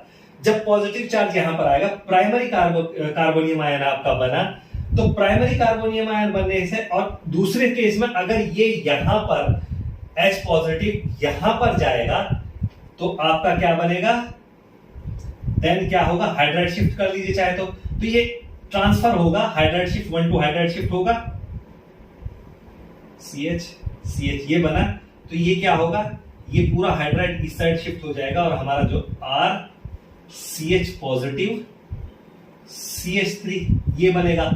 देन नेक्स्ट क्या होगा कि X जो प्रेजेंट है, X नेगेटिव, वो या तो आइदर अगर प्राइमरी कार्बन आयन बना है तो यहां अटैक करेगा, सेकेंडरी बना तो यहां अटैक करेगा और हमारा प्रोडक्ट दो बन जाएंगे हमारे, वो क्या होंगे RCH2 CH2X और दूसरा क्या बनेगा RCHX और CH3। क्योंकि हम जानते हैं कि secondary carbonium ion is more stable then primary carbonium ion, तो जो टेंडेंसी कार्बोनियम आयन फॉर्मेशन की होगी वो सेकेंडरी कार्बोनियम आयन फॉर्मेशन की होगी, तो यही हमारा मेजर प्रोडक्ट बनेगा। स्टेबल कार्बोनियम आयन कौन सा होता है, ये secondary carbonium ion is more stable then the primary carbonium ion, तो सेकेंडरी कार्बोनियम आयन बनेगा और वहां पर मेजर प्रोडक्ट जो है हमारा, जो कार्बोनियम आयन के बाद वही बनेगा। देन अब ये जो फॉलो हो रहा है, यहां पर ये बनना है या ये बनना है, उस चीज को न करते हुए हम क्लियर कट जानते हैं कि हमारा ये बनता है।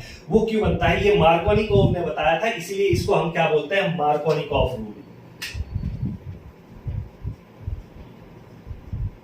मार्कोनिकॉफ रूल, मार्कोनिकॉफ रूल के अकॉर्डिंग क्या है, जब हाइड्रोहेलोजिनेशन हम करेंगे तो जो H पॉजिटिव आयन है वो कहां जाएगा, वो उस कार्बन एटम पर जाएगा जहां पर मोर नंबर ऑफ हाइड्रोजन एटम है, और हैलाइड आयन कहां जाएगा, वो उस कार्बन पर जाएगा जहां पर less number of hydrogen atom है। तो जो आपका HCl का एडिशन हो, HBr का एडिशन हो, या HF का एडिशन हो, या HI का एडिशन हो, वो सब मार्कोनिकॉफ रूल को फॉलो करते हैं। लेकिन इसके अलावा तो इसको क्या बोलते हैं, मार्कोनिकॉफ रूल में क्या है, H positive ion goes to that carbon atom which contain more number of hydrogen atom. ठीक है, ये आपका मार्कोनिकॉफ रूल के according more number of hydrogen atom जहां होंगे वहां जाएगा। इसके अलावा मार्कोनिकॉफ रूल ने क्या कहा कि भाई मार्कोनिकॉफ ने तो बता दिया कि इस तरीके से हमारा हाइड्रोजनेशन होगा, लेकिन जब हम इसी रिएक्शन में HBr का एडिशन, स्पेसिफिकली याद रखिएगा मैं HBr की बात कर रहा हूं, एंटी मार्कोनिकॉफ रूल में क्या होता है, HBr का एडिशन अगर हम परऑक्साइड ऐड कर दें अपनी रिएक्शन में, बेंजोइल परऑक्साइड या कुछ भी परऑक्साइड ऐड कर दें, तो वहां क्या होता है, तब अपोजिट प्रोडक्ट क्या बनता है हमारा, एंटी मार्कोनिकॉफ रूल से एंटी मार्कोनिकॉफ रूल। ये किसने दिया था, ये खराश ने दिया था, इसलिए इसको खराश इफेक्ट भी बोलते हैं, खराश इफेक्ट। कि जब हम कोई क्या करते हैं, कोई परऑक्साइड ऐड कर देते हैं, जैसे बेंजोइल परऑक्साइड, तो जो हमारा RCH double bond CH2 plus HX होना है, HBr, HX नहीं, मैं HBr स्पेसिफिकली किसकी प्रेजेंस में, परऑक्साइड की प्रेजेंस में, तो वो क्या होता है, वो RCH2 CH2X, यही हमारा मेजर प्रोडक्ट बनेगा, प्राइमरी एल्किल हैलाइड ही हमारा मेजर प्रोडक्ट बनेगा। वो क्यों होगा, जैसे मार्कोनिकॉफ रूल के अकॉर्डिंग जो कार्बोकेटाइन बन रहे हैं वो मैकेनिज्म फॉलो करते हैं, कार्बोकेटाइन फॉर्मेशन मैकेनिज्म को फॉलो करते हैं, वहां पर जो मोस्ट पॉजिटिव कार्बोकेटाइन होगा उसके थ्रू रिएक्शन जाएगी और हमारा मोस्ट पॉजिटिव कार्बोकेटाइन बनेगा, देन उस कार्बोकेटाइन पर अटैक होगा हैलाइड आयन का, तो वहां पर हमारा मोस्ट स्टेबल उस तरीके से बनेगा। लेकिन इसमें जब परऑक्साइड ऐड कर देते हैं हम, तो वहां पर क्या होता है, हमारा परऑक्साइड जो है वो फॉलो करता है, इसको एक्सेप्शन टू मार्कोनिकॉफ रूल भी बोलते हैं, खराश इफेक्ट भी बोलते हैं, या एंटी मार्कोनिकॉफ रूल भी बोलते हैं। तो जो ये मैकेनिज्म होती है, ये मैकेनिज्म होती है free radical mechanism, free radical mechanism. तो जो परऑक्साइड है पहले उसका फ्री रेडिकल बनता है, वो फ्री रेडिकल HBr से रिएक्ट करेगा, ठीक है, HBr से रिएक्ट करेगा वो फ्री रेडिकल, और उसके बाद क्या बना देगा, वो HBr फ्री रेडिकल से Br फ्री रेडिकल बनाएगा, देन Br फ्री रेडिकल क्या होता है, एंटी मार्कोनिकॉफ रूल या खराश इफेक्ट। HBr, ये सिर्फ HBr फॉलो करता है, HI, HF, HCl कोई फॉलो नहीं करता खराश इफेक्ट को। क्यों नहीं करता वो भी बताऊंगा मैं, ठीक है। तो आपका जो बेंजोइल परऑक्साइड है C6H5CO,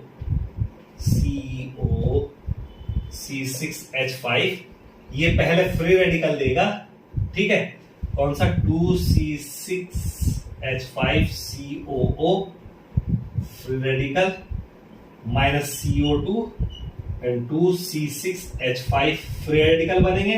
अब ये 2C6H5 फ्री रेडिकल जो है, C6H5 फ्री रेडिकल, ये क्या है, HBr के साथ में क्या होगा, ये बना देगा C6H6 बेंजीन बना दिया, plus Br free radical, Br free radical बन गया, ठीक, ये क्या बन गया, Br फ्री रेडिकल। अब ये Br फ्री रेडिकल जब जाएगा एल्कीन के साथ में, यहां मैं बना देता हूं RCH2 CH double bond CH2, तो ये ऐसे होगा और ये अटैक करेगा यहां पर, तो हमारा यहां फ्री रेडिकल बनेगा RCH फ्री रेडिकल CH2Br, और ये फ्री रेडिकल स्टेबल है। अगर हम यहां पर Br का अटैक करेंगे तो प्राइमरी फ्री रेडिकल बनेगा, जो कि स्टेबल नहीं है फ्री रेडिकल, ये स्टेबल है secondary free radical. Secondary free radical जब बनेगा तो ये फिर फर्दर HBr से रिएक्ट करेगा और ये फ्री रेडिकल इसके साथ रिएक्शन करके और CH2CH2Br ये हमारा प्रोडक्ट बनेगा। ठीक है, इसी को क्या बोलते हैं हम, खराश इफेक्ट बोलते हैं। तो ये हाइड्रोहेलोजेनेशन में ये हमारा प्रोडक्ट बनेगा इस तरीके से। ठीक है, तो ये आपको समझ में आ गया कि फ्री रेडिकल प्राइमरी से सेकेंडरी ज्यादा स्टेबल है, इसलिए सेकेंडरी फ्री रेडिकल ही बनेगा प्राइमरी फ्री रेडिकल से। तो इसको क्या बोलते हैं हम, खराश इफेक्ट। ये सिर्फ यही चीज, यही रिएक्शन इसको फॉलो करती है HBr। HIHF का एडिशन इसको फॉलो नहीं करता है, आपके खराश इफेक्ट को फॉलो नहीं करता है। उसका रीजन क्या है, उसका सिंपल सा रीजन है, सिर्फ HBr के एडिशन में लागू होता है खराश इफेक्ट, बाकी HCl, HF इसके एडिशन में ये नहीं लागू होगा। तो जो फर्स्ट स्टेप होता है, जो फ्री रेडिकल फॉर्मेशन का फर्स्ट स्टेप होता है, तो HF, HCl और HBr के केस में वो क्या है, एक्सोथर्मिक है, तो वहां तक हो जाता है। लेकिन आयोडीन के केस में वो क्या है, एंडोथर्मिक, और free radical mechanism endothermic process को फॉलो नहीं करती। तो HI का एडिशन यहीं पर नलीफाई हो गया कि नहीं होगा। जबकि जब नेक्स्ट स्टेप, फर्स्ट स्टेप चलो हो जाता है, तो नेक्स्ट स्टेप में जो है जो फ्री रेडिकल मैकेनिज्म है, अब इसका सेकेंड स्टेप की अगर हम बात करें, तो जब H पॉजिटिव आयन का एक्स फ्री रेडिकल का जो एडिशन होना होता है, पहले फ्री रेडिकल बनता है स्टेप 3 में, x free radical, halogen free radical का अटैक होने के बाद जो फ्री रेडिकल बनता है वो देन उसके बाद जो फर्दर रिएक्शन होती है जो HBr के साथ में, तो वहां पर जो HF और HCl की रिएक्शन होती है वो भी एंडोथर्मिक होती है। ठीक है, और जो आपका फ्री रेडिकल मैकेनिज्म है वो एंडोथर्मिक रिएक्शंस को फॉलो नहीं करता, वो एक्सोथर्मिक प्रोसेस को ही फॉलो करता है। सिर्फ HBr के केस में ही आपको दोनों स्टेप एक्सोथर्मिक मिलेंगे, इसलिए HBr ही सिर्फ परऑक्साइड इफेक्ट या खराश इफेक्ट या एंटी मार्कोनिकॉफ रूल के अकॉर्डिंग परऑक्साइड ऐड करने पर ये रिएक्शन हो सकती है, HIHF के केस में नहीं होगी। HI के केस में तो इवन यहां तक होता है कि जो आई फ्री रेडिकल बनता है वो दूसरे आई फ्री रेडिकल से रिएक्ट करके आयोडीन रिलीज कर देता है, रिएक्शन प्रोसीड ही नहीं होगी। ठीक, नेक्स्ट इसके बाद हम आ जाते हैं एडिशन ऑफ वाटर।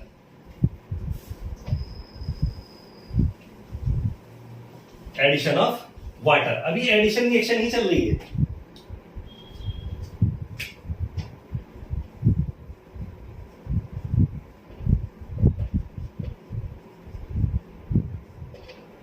ठीक है, तो आपको पता ही है कि एडिशन ऑफ वाटर कैसे होगा। सिंपल, आपका कोई भी एल्कीन ले लीजिए,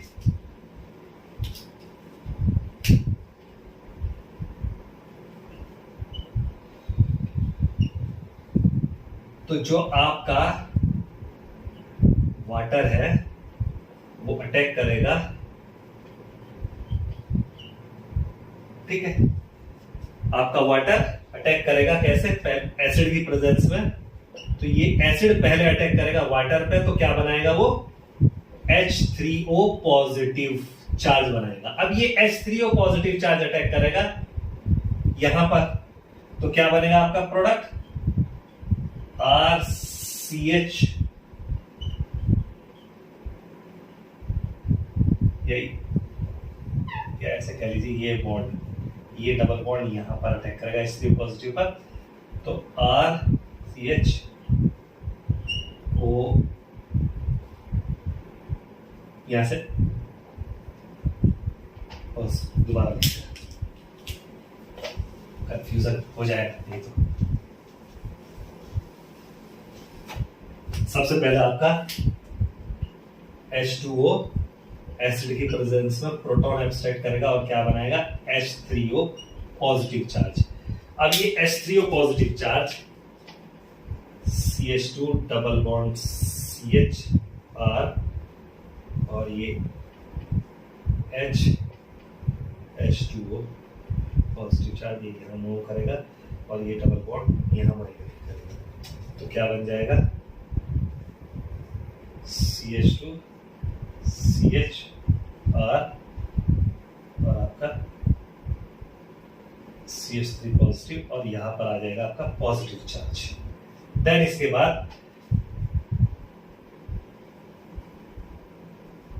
वाटर का अटैक होगा यहां पर इस कार्बन पर और क्या बनेगा CH3 CH O H positive R।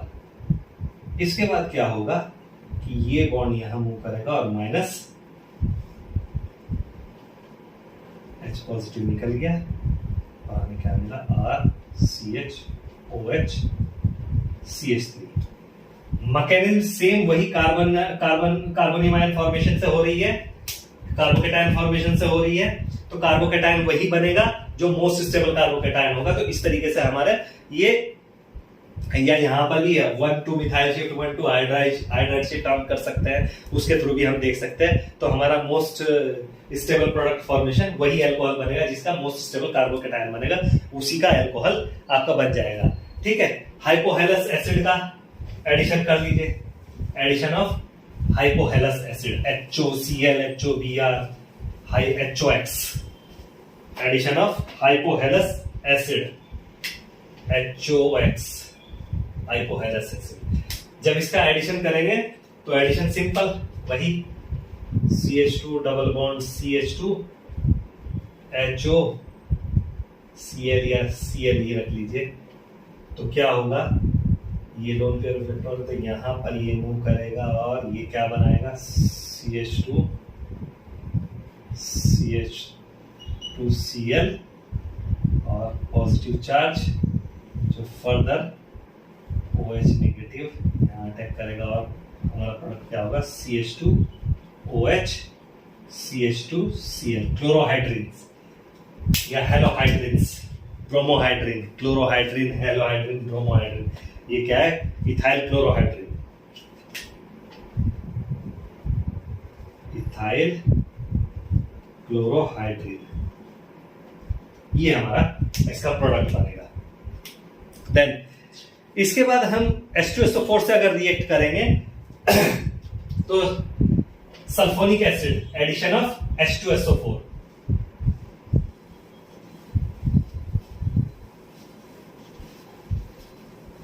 Addition of H2SO4। अभी एडिशन रिएक्शन ही चल रही है आपकी, एडिशन ऑफ H2SO4 या सल्फ्यूरिक एसिड का एडिशन। अगर सल्फ्यूरिक एसिड का एडिशन करेंगे CH2 डबल बॉन्ड CH2 वही सिंपल HOSO3H की तरह लिख लीजिए, तो पॉजिटिव चार्ज CH3 CH2OSO3H, ये हमारा बनेगा सल्फिनिक इथेन सल्फिन हाइड्राइड। तो ये जो बनेगा इसको अगर हम पर्टिकुलर, ये तो सल्फ्यूरिक एसिड के साथ में रिएक्शन हो गई हीट करने पे, अगर इसको हम वाटर के साथ बॉईल कर दें तो भैया कॉरेस्पॉन्डिंग एल्कोहल मिल जाएगा CH3 CH2OH प्लस H2SO4 वापस आ जाएगा। ठीक है, तो कॉरेस्पॉन्डिंग एल्कोहल हमें मिल जाएगा एल्कीन से। तो एल्कोहल की प्रिपरेशन हम एल्कीन से भी ऐसे कर सकते हैं। ठीक है, वाटर के साथ बॉईल करने पर। तो ये सब यही चीजें फॉलो करते हैं, ये सेम मैकेनिज्म, सेम तरह की मैकेनिज्म इसकी होती है। वाटर का एडिशन हाइड्रेशन रिएक्शन कहलाती है, जो मैंने वाटर का एडिशन बताया था हाइड्रेशन रिएक्शन कहलाती है, और ये सल्फोनेशन रिएक्शन कहलाती है, सल्फ्यूरिक एसिड का एडिशन। देन इसके बाद आ जाता है हमारा ऑक्सीडेशन रिएक्शन। तो ऑक्सीडेशन हमारा क्या होता है, देन सेकंड हमारा आ जाता है ऑक्सीडेशन रिएक्शन। केमिकल प्रॉपर्टीज में सेकंड आ जाता है ऑक्सीडेशन रिएक्शन।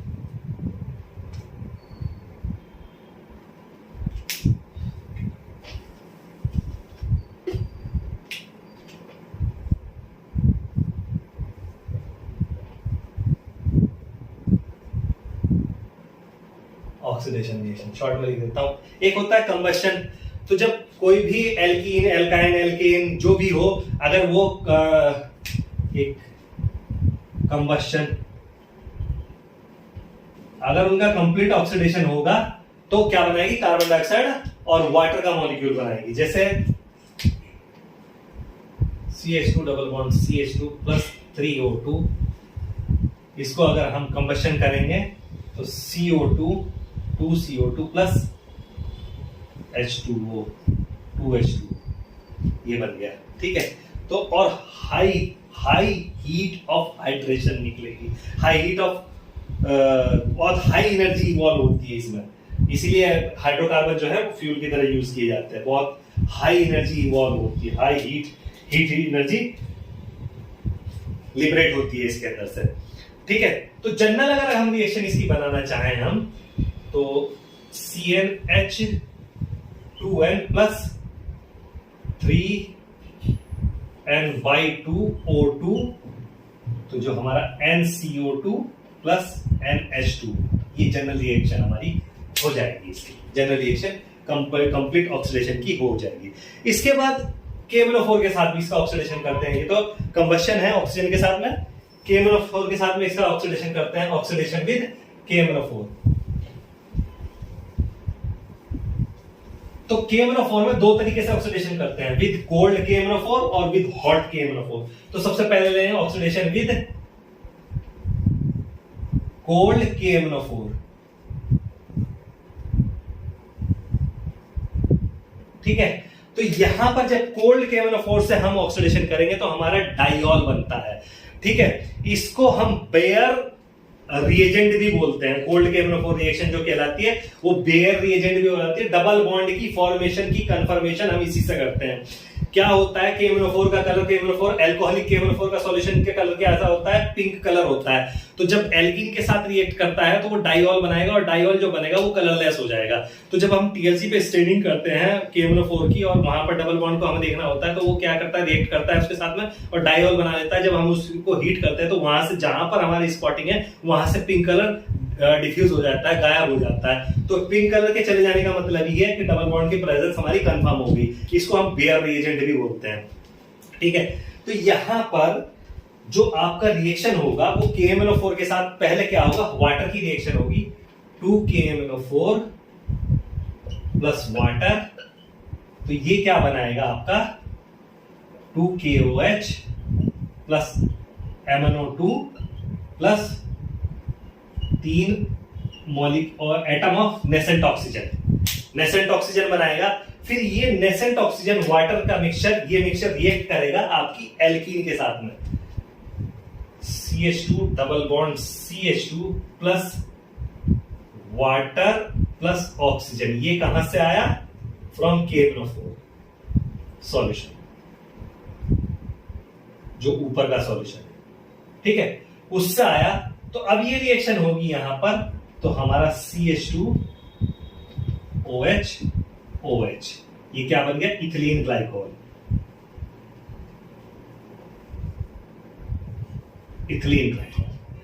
यहां पर हमारा इथिलीन ग्लाइकोल बनेगा। इसी तरह रेस्पेक्टिव एल्काइलिन ग्लाइकोल हम बना सकते हैं इस रिएक्शन में। देन इसके बाद अगर ये रिएक्शन कोल्ड की जगह मैं हॉट KMnO4 से कराऊं, अगर यही रिएक्शन, अब बात हो रही है कोल्ड की नहीं, तो वहां पर तो 0 डिग्री पे हो रही थी रिएक्शन, यहां पर hot KMnO4, warm hot KMnO4 के साथ अगर हम रिएक्शन कराएंगे तो यहां पर पर्टिकुलर कार्बन, जितने कार्बन एटम होंगे उसके अकॉर्डिंग कार्बोक्सिलिक एसिड की फॉर्मेशन होती है विद हॉट KMnO4 के साथ में। हॉट KMnO4 के साथ में क्या होती है, कार्बोक्सिलिक एसिड की फॉर्मेशन होती है। अब यहां पर क्या होगा कि सपोज हमारा जो KMnO4 है वो हॉट KMnO4 से हम रिएक्ट करा रहे हैं। अगर हमारे पास CH2 double bond CH2 hot KMnO4, ठीक है, हॉट KMnO4 हमने लिया, तो यहां से बॉन्ड ब्रेक होगा और SCHO के 2 मॉलिक्यूल बनेंगे जो फर्दर इसका फिर ऑक्सीडेशन हो जाएगा और क्या देंगे, 2CO2 कार्बन डाइऑक्साइड देंगे। क्या देंगे, carbon dioxide plus water 2H2। इसी तरीके से अगर मैं इसकी जगह पर ये ले लूं, जनरल रिएक्शन जो हो जाएगी RCH double bond CH2 CH2 या स्पेसिफिक ही करके कर चलते हैं तो आपको अच्छे से समझ में आएगा। CH3 ये अगर इसके मैं हॉट KMnO4 से रिएक्शन कराऊंगा तो ऑक्सीडेशन इस बॉन्ड के अलोंग होगा, तो यहां पर स्पेसिफिक एल्डिहाइड CH3 CHO बन गया, लेकिन दूसरा क्या बना फॉर्मेल्डिहाइड, दूसरा क्या बना HCHO जो फर्दर ऑक्सीडाइज हो जाएगा और क्या बनाएगा कार्बन डाइऑक्साइड प्लस वाटर, ठीक है। और हमारा एक प्रोडक्ट क्या होगा एसिटाल्डिहाइड हमें मिल जाएगा। इसी तरीके से अगर मैं ये बात करूं कि यहां पर मैं CH3 double bond CH2 CH3 इसी से ज्यादा रिएक्शन नहीं होगा, इसी से सब क्लियर हो जाएगा।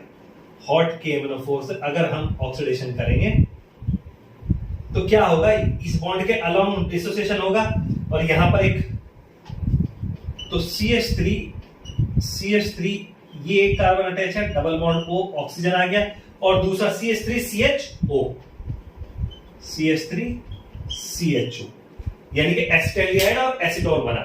तो यहां से हम तीनों रिएक्शन को देखके कंक्लूजन निकाल सकते हैं कि अगर इथिलीन की रिएक्शन हो रही है तो फॉर्मेल्डिहाइड बनना है, अगर फॉर्मेल्डिहाइड बनेगा तो वो वहां पर नहीं उगेगा, उसका फर्दर ऑक्सीडेशन हो जाएगा और कार्बन डाइऑक्साइड और वाटर रिलीज हो जाएगा। देन अगर हमारे पास ये सब्स्टिट्यूटेड एल्कीन है तो एक जिस तरह का सब्स्टिट्यूशन होगा उसी तरह का पर्टिकुलर एल्डिहाइड बनेगा, और अगर सेकेंडरी सब्स्टिट्यूशन भी मौजूद है तो कीटोन हमें प्रोडक्ट मिलेगा। तो सेकेंडरी सब्स्टिट्यूशन यानी कि all hydrogen substituted with the other alkyl group, तो वहां पर हमें क्या मिलेंगे कार्बोन्स मिलेंगे। अगर हाइड्रोजन प्रेजेंट है और एक एल्काइल ग्रुप है तो एल्डिहाइड मिलेगा, और अगर दोनों हाइड्रोजन ही है डबली बॉन्डेड कार्बन एटम पर तो फॉर्मेल्डिहाइड बनेगा, और फॉर्मेल्डिहाइड फर्दर ऑक्सीडाइज होकर कार्बन डाइऑक्साइड और वाटर इवॉल्व कर देगा, ठीक है। तो ये कुछ चीजें समझने की थी इसमें जो मैंने बता दी हैं। देन इसके बाद हॉट KMnO4 और उसके साथ में हो गया हमारा ऑक्सीडेशन। देन हम आ जाते हैं कैटालिटिक ऑक्सीडेशन जो कि रानी निकिल और इन सब के साथ होता है, PDC के साथ में, रानी निकिल के साथ में, ठीक है। कैटालिटिक ऑक्सीडेशन सिंपल एल्केन हमें प्रोडक्ट मिलेगा। कैटालिटिक ऑक्सीडेशन में क्या होगा, अगर कैटालिटिक ऑक्सीडेशन करेंगे, कैटालिटिक ऑक्सीडेशन तो एल्कीन का ऑक्सीडेशन अगर हम करेंगे RCH double bond CH2 hydrogenation with PDC Rani nickel और प्लेटिनम किसी के साथ भी करेंगे तो हमारा प्रोडक्ट क्या होगा RCH2 CH3 alkane will be our product. तो इसमें कुछ खास नहीं है।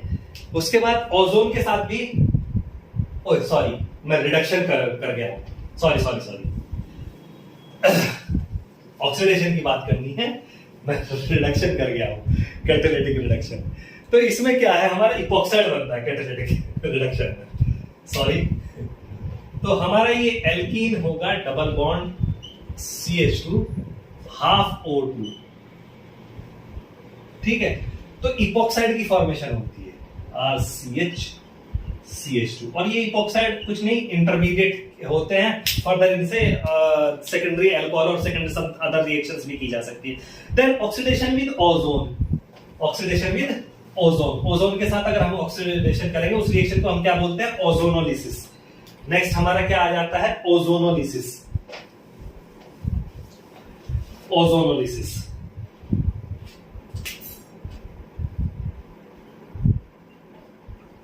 इसको हम क्या बोलेंगे, ओजोनोलिसिस या ऑक्सीडेशन विद ओजोन। तो जो भी एल्कीन हो जाएंगे वो ओजोनोलिसिस करेंगे, और ओजोनोलिसिस के बाद उसके जिंक वाटर के साथ में रिएक्शन करने के बाद 195 टू 200 केल्विन पे ये रिएक्शन होगी, और रिएक्शन करने के बाद पर्टिकुलर एल्डिहाइड कीटोन्स ये की फॉर्मेशन हमारी होती है। तो ओजोनोलिसिस में हमारी जनरल रिएक्शन क्या है, कार्बन डबल बॉन्ड कार्बन, ठीक है, ये ओजोन के साथ में रिएक्ट करेगा, और जो एक इंटरमीडिएट बनेगा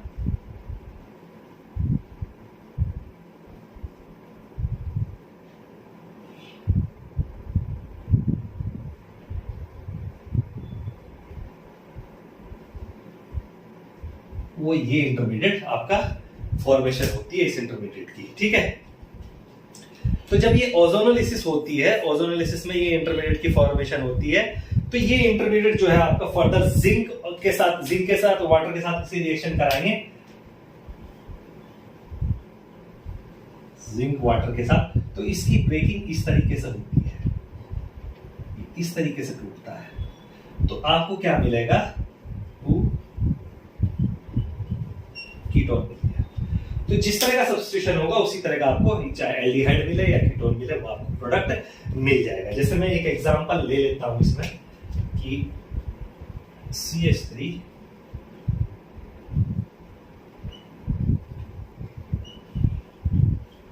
CH2, तो इसकी ओजोनोलिसिस अगर हम कराएंगे तो HCCH3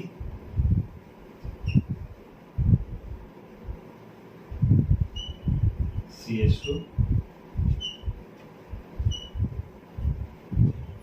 ये यहां से ब्रेक होगा जिंक और वाटर के साथ में, तो ये क्या बनाएगा आपका CH3 CHO प्लस SCHO, जो फर्दर ये ऑक्सीडाइज हो जाएगा और काइन कन्वर्ट हो जाएगा CO2 प्लस H2O। ठीक है, तो इस तरीके से आपके ये ऑक्सीडेशन आपका होता है। मिथेनल की फॉर्म में ही रुक जाएगा, यहाँ फर्दर ऑक्सीडेशन नहीं होता ओजोनोलिसिस में। तो इस तरीके से आपके ये प्रोडक्ट की फॉर्मेशन होती है इसमें। देन उसके बाद मैंने रिडक्शन, इसके ओजोनोलिसिस के बाद आ जाता है हम रिडक्शन पे, जिसकी हम बात कर रहे थे अभी। एल्केन प्रोडक्ट बनेगा, इसके बाद क्या बनेगा, एल्केन प्रोडक्ट बनेगा। नेक्स्ट हमारा है रिडक्शन।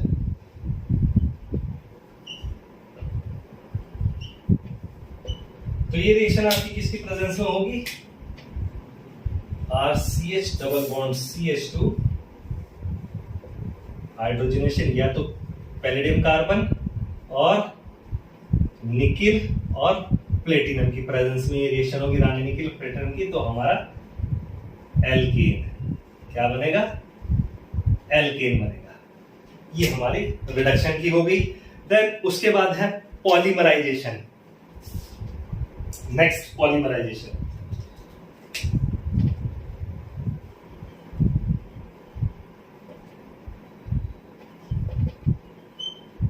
तो क्या होता है कि सिंगल मॉलिक्यूल, एक जैसे या डिफरेंट मॉलिक्यूल मिलकर आपस में double bond, n number of molecules मिलकर आपस में क्या बना लेते हैं, हिट करने पे पॉलीमर बना देते हैं। 473 टू 673 केल्विन पे ये रिएक्शन होती है, हाई प्रेशर के अंदर होती है। तो इस तरीके से जो पॉलीमराइज होकर मल्टीपल मॉलिक्यूल, एक बड़ा मॉलिक्यूल हाई मॉलिक्यूलर मास का एक कंपाउंड बना देते हैं, जिसको हम पॉलीमर बोलते हैं। जैसे एग्जांपल अगर मैं इसमें लूं तो इथिलीन का पॉलीमर अगर बनेगा तो n molecule of ethylene CH2 double bond CH2, ये 473 टू 673 केल्विन यानी कि 200 टू 400 डिग्री सेंटीग्रेड पर हाई प्रेशर में CH2 होल N, इसको बोलते हैं पॉलीथीन। भैया पॉलीथीन आप घरों में भी यूज करते हैं, यही है इथिलीन का पॉलीमराइजेशन। ठीक है, इसके अलावा और भी विनाइल क्लोराइड को अगर कहें PVC, polyvinyl chloride PVC। Vinyl chloride क्या होता है, कुछ नहीं, CH2 डबल बॉन्ड CH इसके N मॉलिक्यूल ले लो, वही हाई प्रेशर में पॉलीमराइजेशन कर दो तो CH2 CH Cl N number molecule PVC, polyvinyl chloride. जो पाइप वगैरह बनते हैं आपके इलेक्ट्रिसिटी फिटिंग के पाइप बनते हैं या ड्रेनेज पाइप जो होते हैं वो PVC के बने होते हैं, पॉलीविनाइल क्लोराइड यही होता है और कुछ नहीं होता। इसके अलावा स्टाइरिन, यहां पर अगर स्टाइरिन की बात करें तो एक कार्बन पर C6H6 आ जाएगा। ठीक है, एक कार्बन पर क्या आ जाएगा, C6H6। अगर पॉलीमराइजेशन करेंगे तो C6H5, sorry phenyl group C6H5, तो ये हो जाएगा पॉलीस्टाइरीन। ठीक है, PTFE पॉलीटेट्राफ्लोरोइथिलीन। तो क्या होता है PTFE में? कुछ नहीं होता पॉलीटेट्राफ्लोरोइथिलीन। मैं टेट्राफ्लोरोइथिलीन, क्या रिएक्शन है पॉलीटेट्राफ्लोरोइथिलीन की? सिंपल, कुछ नहीं कि आपका CF2 डबल बॉन्ड CF2 के N मॉलिक्यूल, CF2 के N मॉलिक्यूल लेकर पॉलीमराइजेशन करेंगे तो CF2 N हो गया पॉलीमराइजेशन। तो इसमें PTFE पॉलीटेट्राफ्लोरोइथिलीन। तो ये पॉलीटेट्राफ्लोरोइथिलीन कहाँ यूज होता है? जैसे नॉन स्टिकी कुकिंग वेयर होते हैं कि उनमें खाना स्टिक नहीं होता, वहां पर इसकी कोटिंग की जाती है पॉलीटेट्राफ्लोरोइथिलीन। हाई हीट रेजिस्टेंट है, खराब नहीं होता है, और आपकी केमिकल रिएक्शंस में भी कई जगह सील करने के लिए इसका यूज किया जाता है, क्योंकि इस पर कोई केमिकल का ज्यादा इफेक्ट नहीं होता है। तो पॉलीटेट्राफ्लोरोइथिलीन ये एक एग्जांपल हो गया पॉलीमराइजेशन रिएक्शंस का। तो ये हो गया आपका पॉलीमराइजेशन। अब मैंने एक रिएक्शन बताई थी कि ओजोनोलिसिस। ओजोनोलिसिस का एक इंपॉर्टेंट यूज है कि ओजोनोलिसिस से हमें ये पता चल जाता है, ओजोनोलिसिस में मैंने बताया कि पर्टिकुलर डबल बॉन्ड पे ओजोनोलिसिस होगी और वहां से आपको पर्टिकुलर कार्बोनिल कंपाउंड मिलेंगे, एल्केन मिलेगी, कार्बोनिल कंपाउंड या कीटोन मिलेंगे या एल्डिहाइड्स मिलेंगे। तो वहां से आपको ये पता चल जाएगा कि जब आपने ओजोनोलिसिस किया जो आपको प्रोडक्ट मिले तो आपका डबल बॉन्ड किस पोजीशन पर मौजूद था। तो डबल बॉन्ड की पोजीशन को आइडेंटिफाई करने के लिए ओजोनोलिसिस की रिएक्शन हम करके पता कर लेते हैं, क्योंकि प्रोडक्ट उसी हिसाब से आएगा जिस पोजीशन पर वो मौजूद था। तो ये आपका पॉलीमराइजेशन के बाद इसके साथ ये चैप्टर को यहीं पर फिनिश हो जाता है। तो मैंने कंप्लीट एल्कीन आज कवर कर दिया है, एल्कीन में कुछ भी नहीं बचा है। देन इसके बाद हम अपनी नेक्स्ट वीडियो में आएंगे। तो नेक्स्ट वीडियो हम एल्काइन से रिलेटेड लेकर आएंगे और उसके साथ एल्केन, एल्कीन, एल्काइन तीनों कंप्लीट होने के साथ हमारा हाइड्रोकार्बन भी कंप्लीट हो जाएगा। तो वीडियो पसंद आया हो तो वीडियो को लाइक करें, शेयर करें और चैनल को सब्सक्राइब करें। Thank you.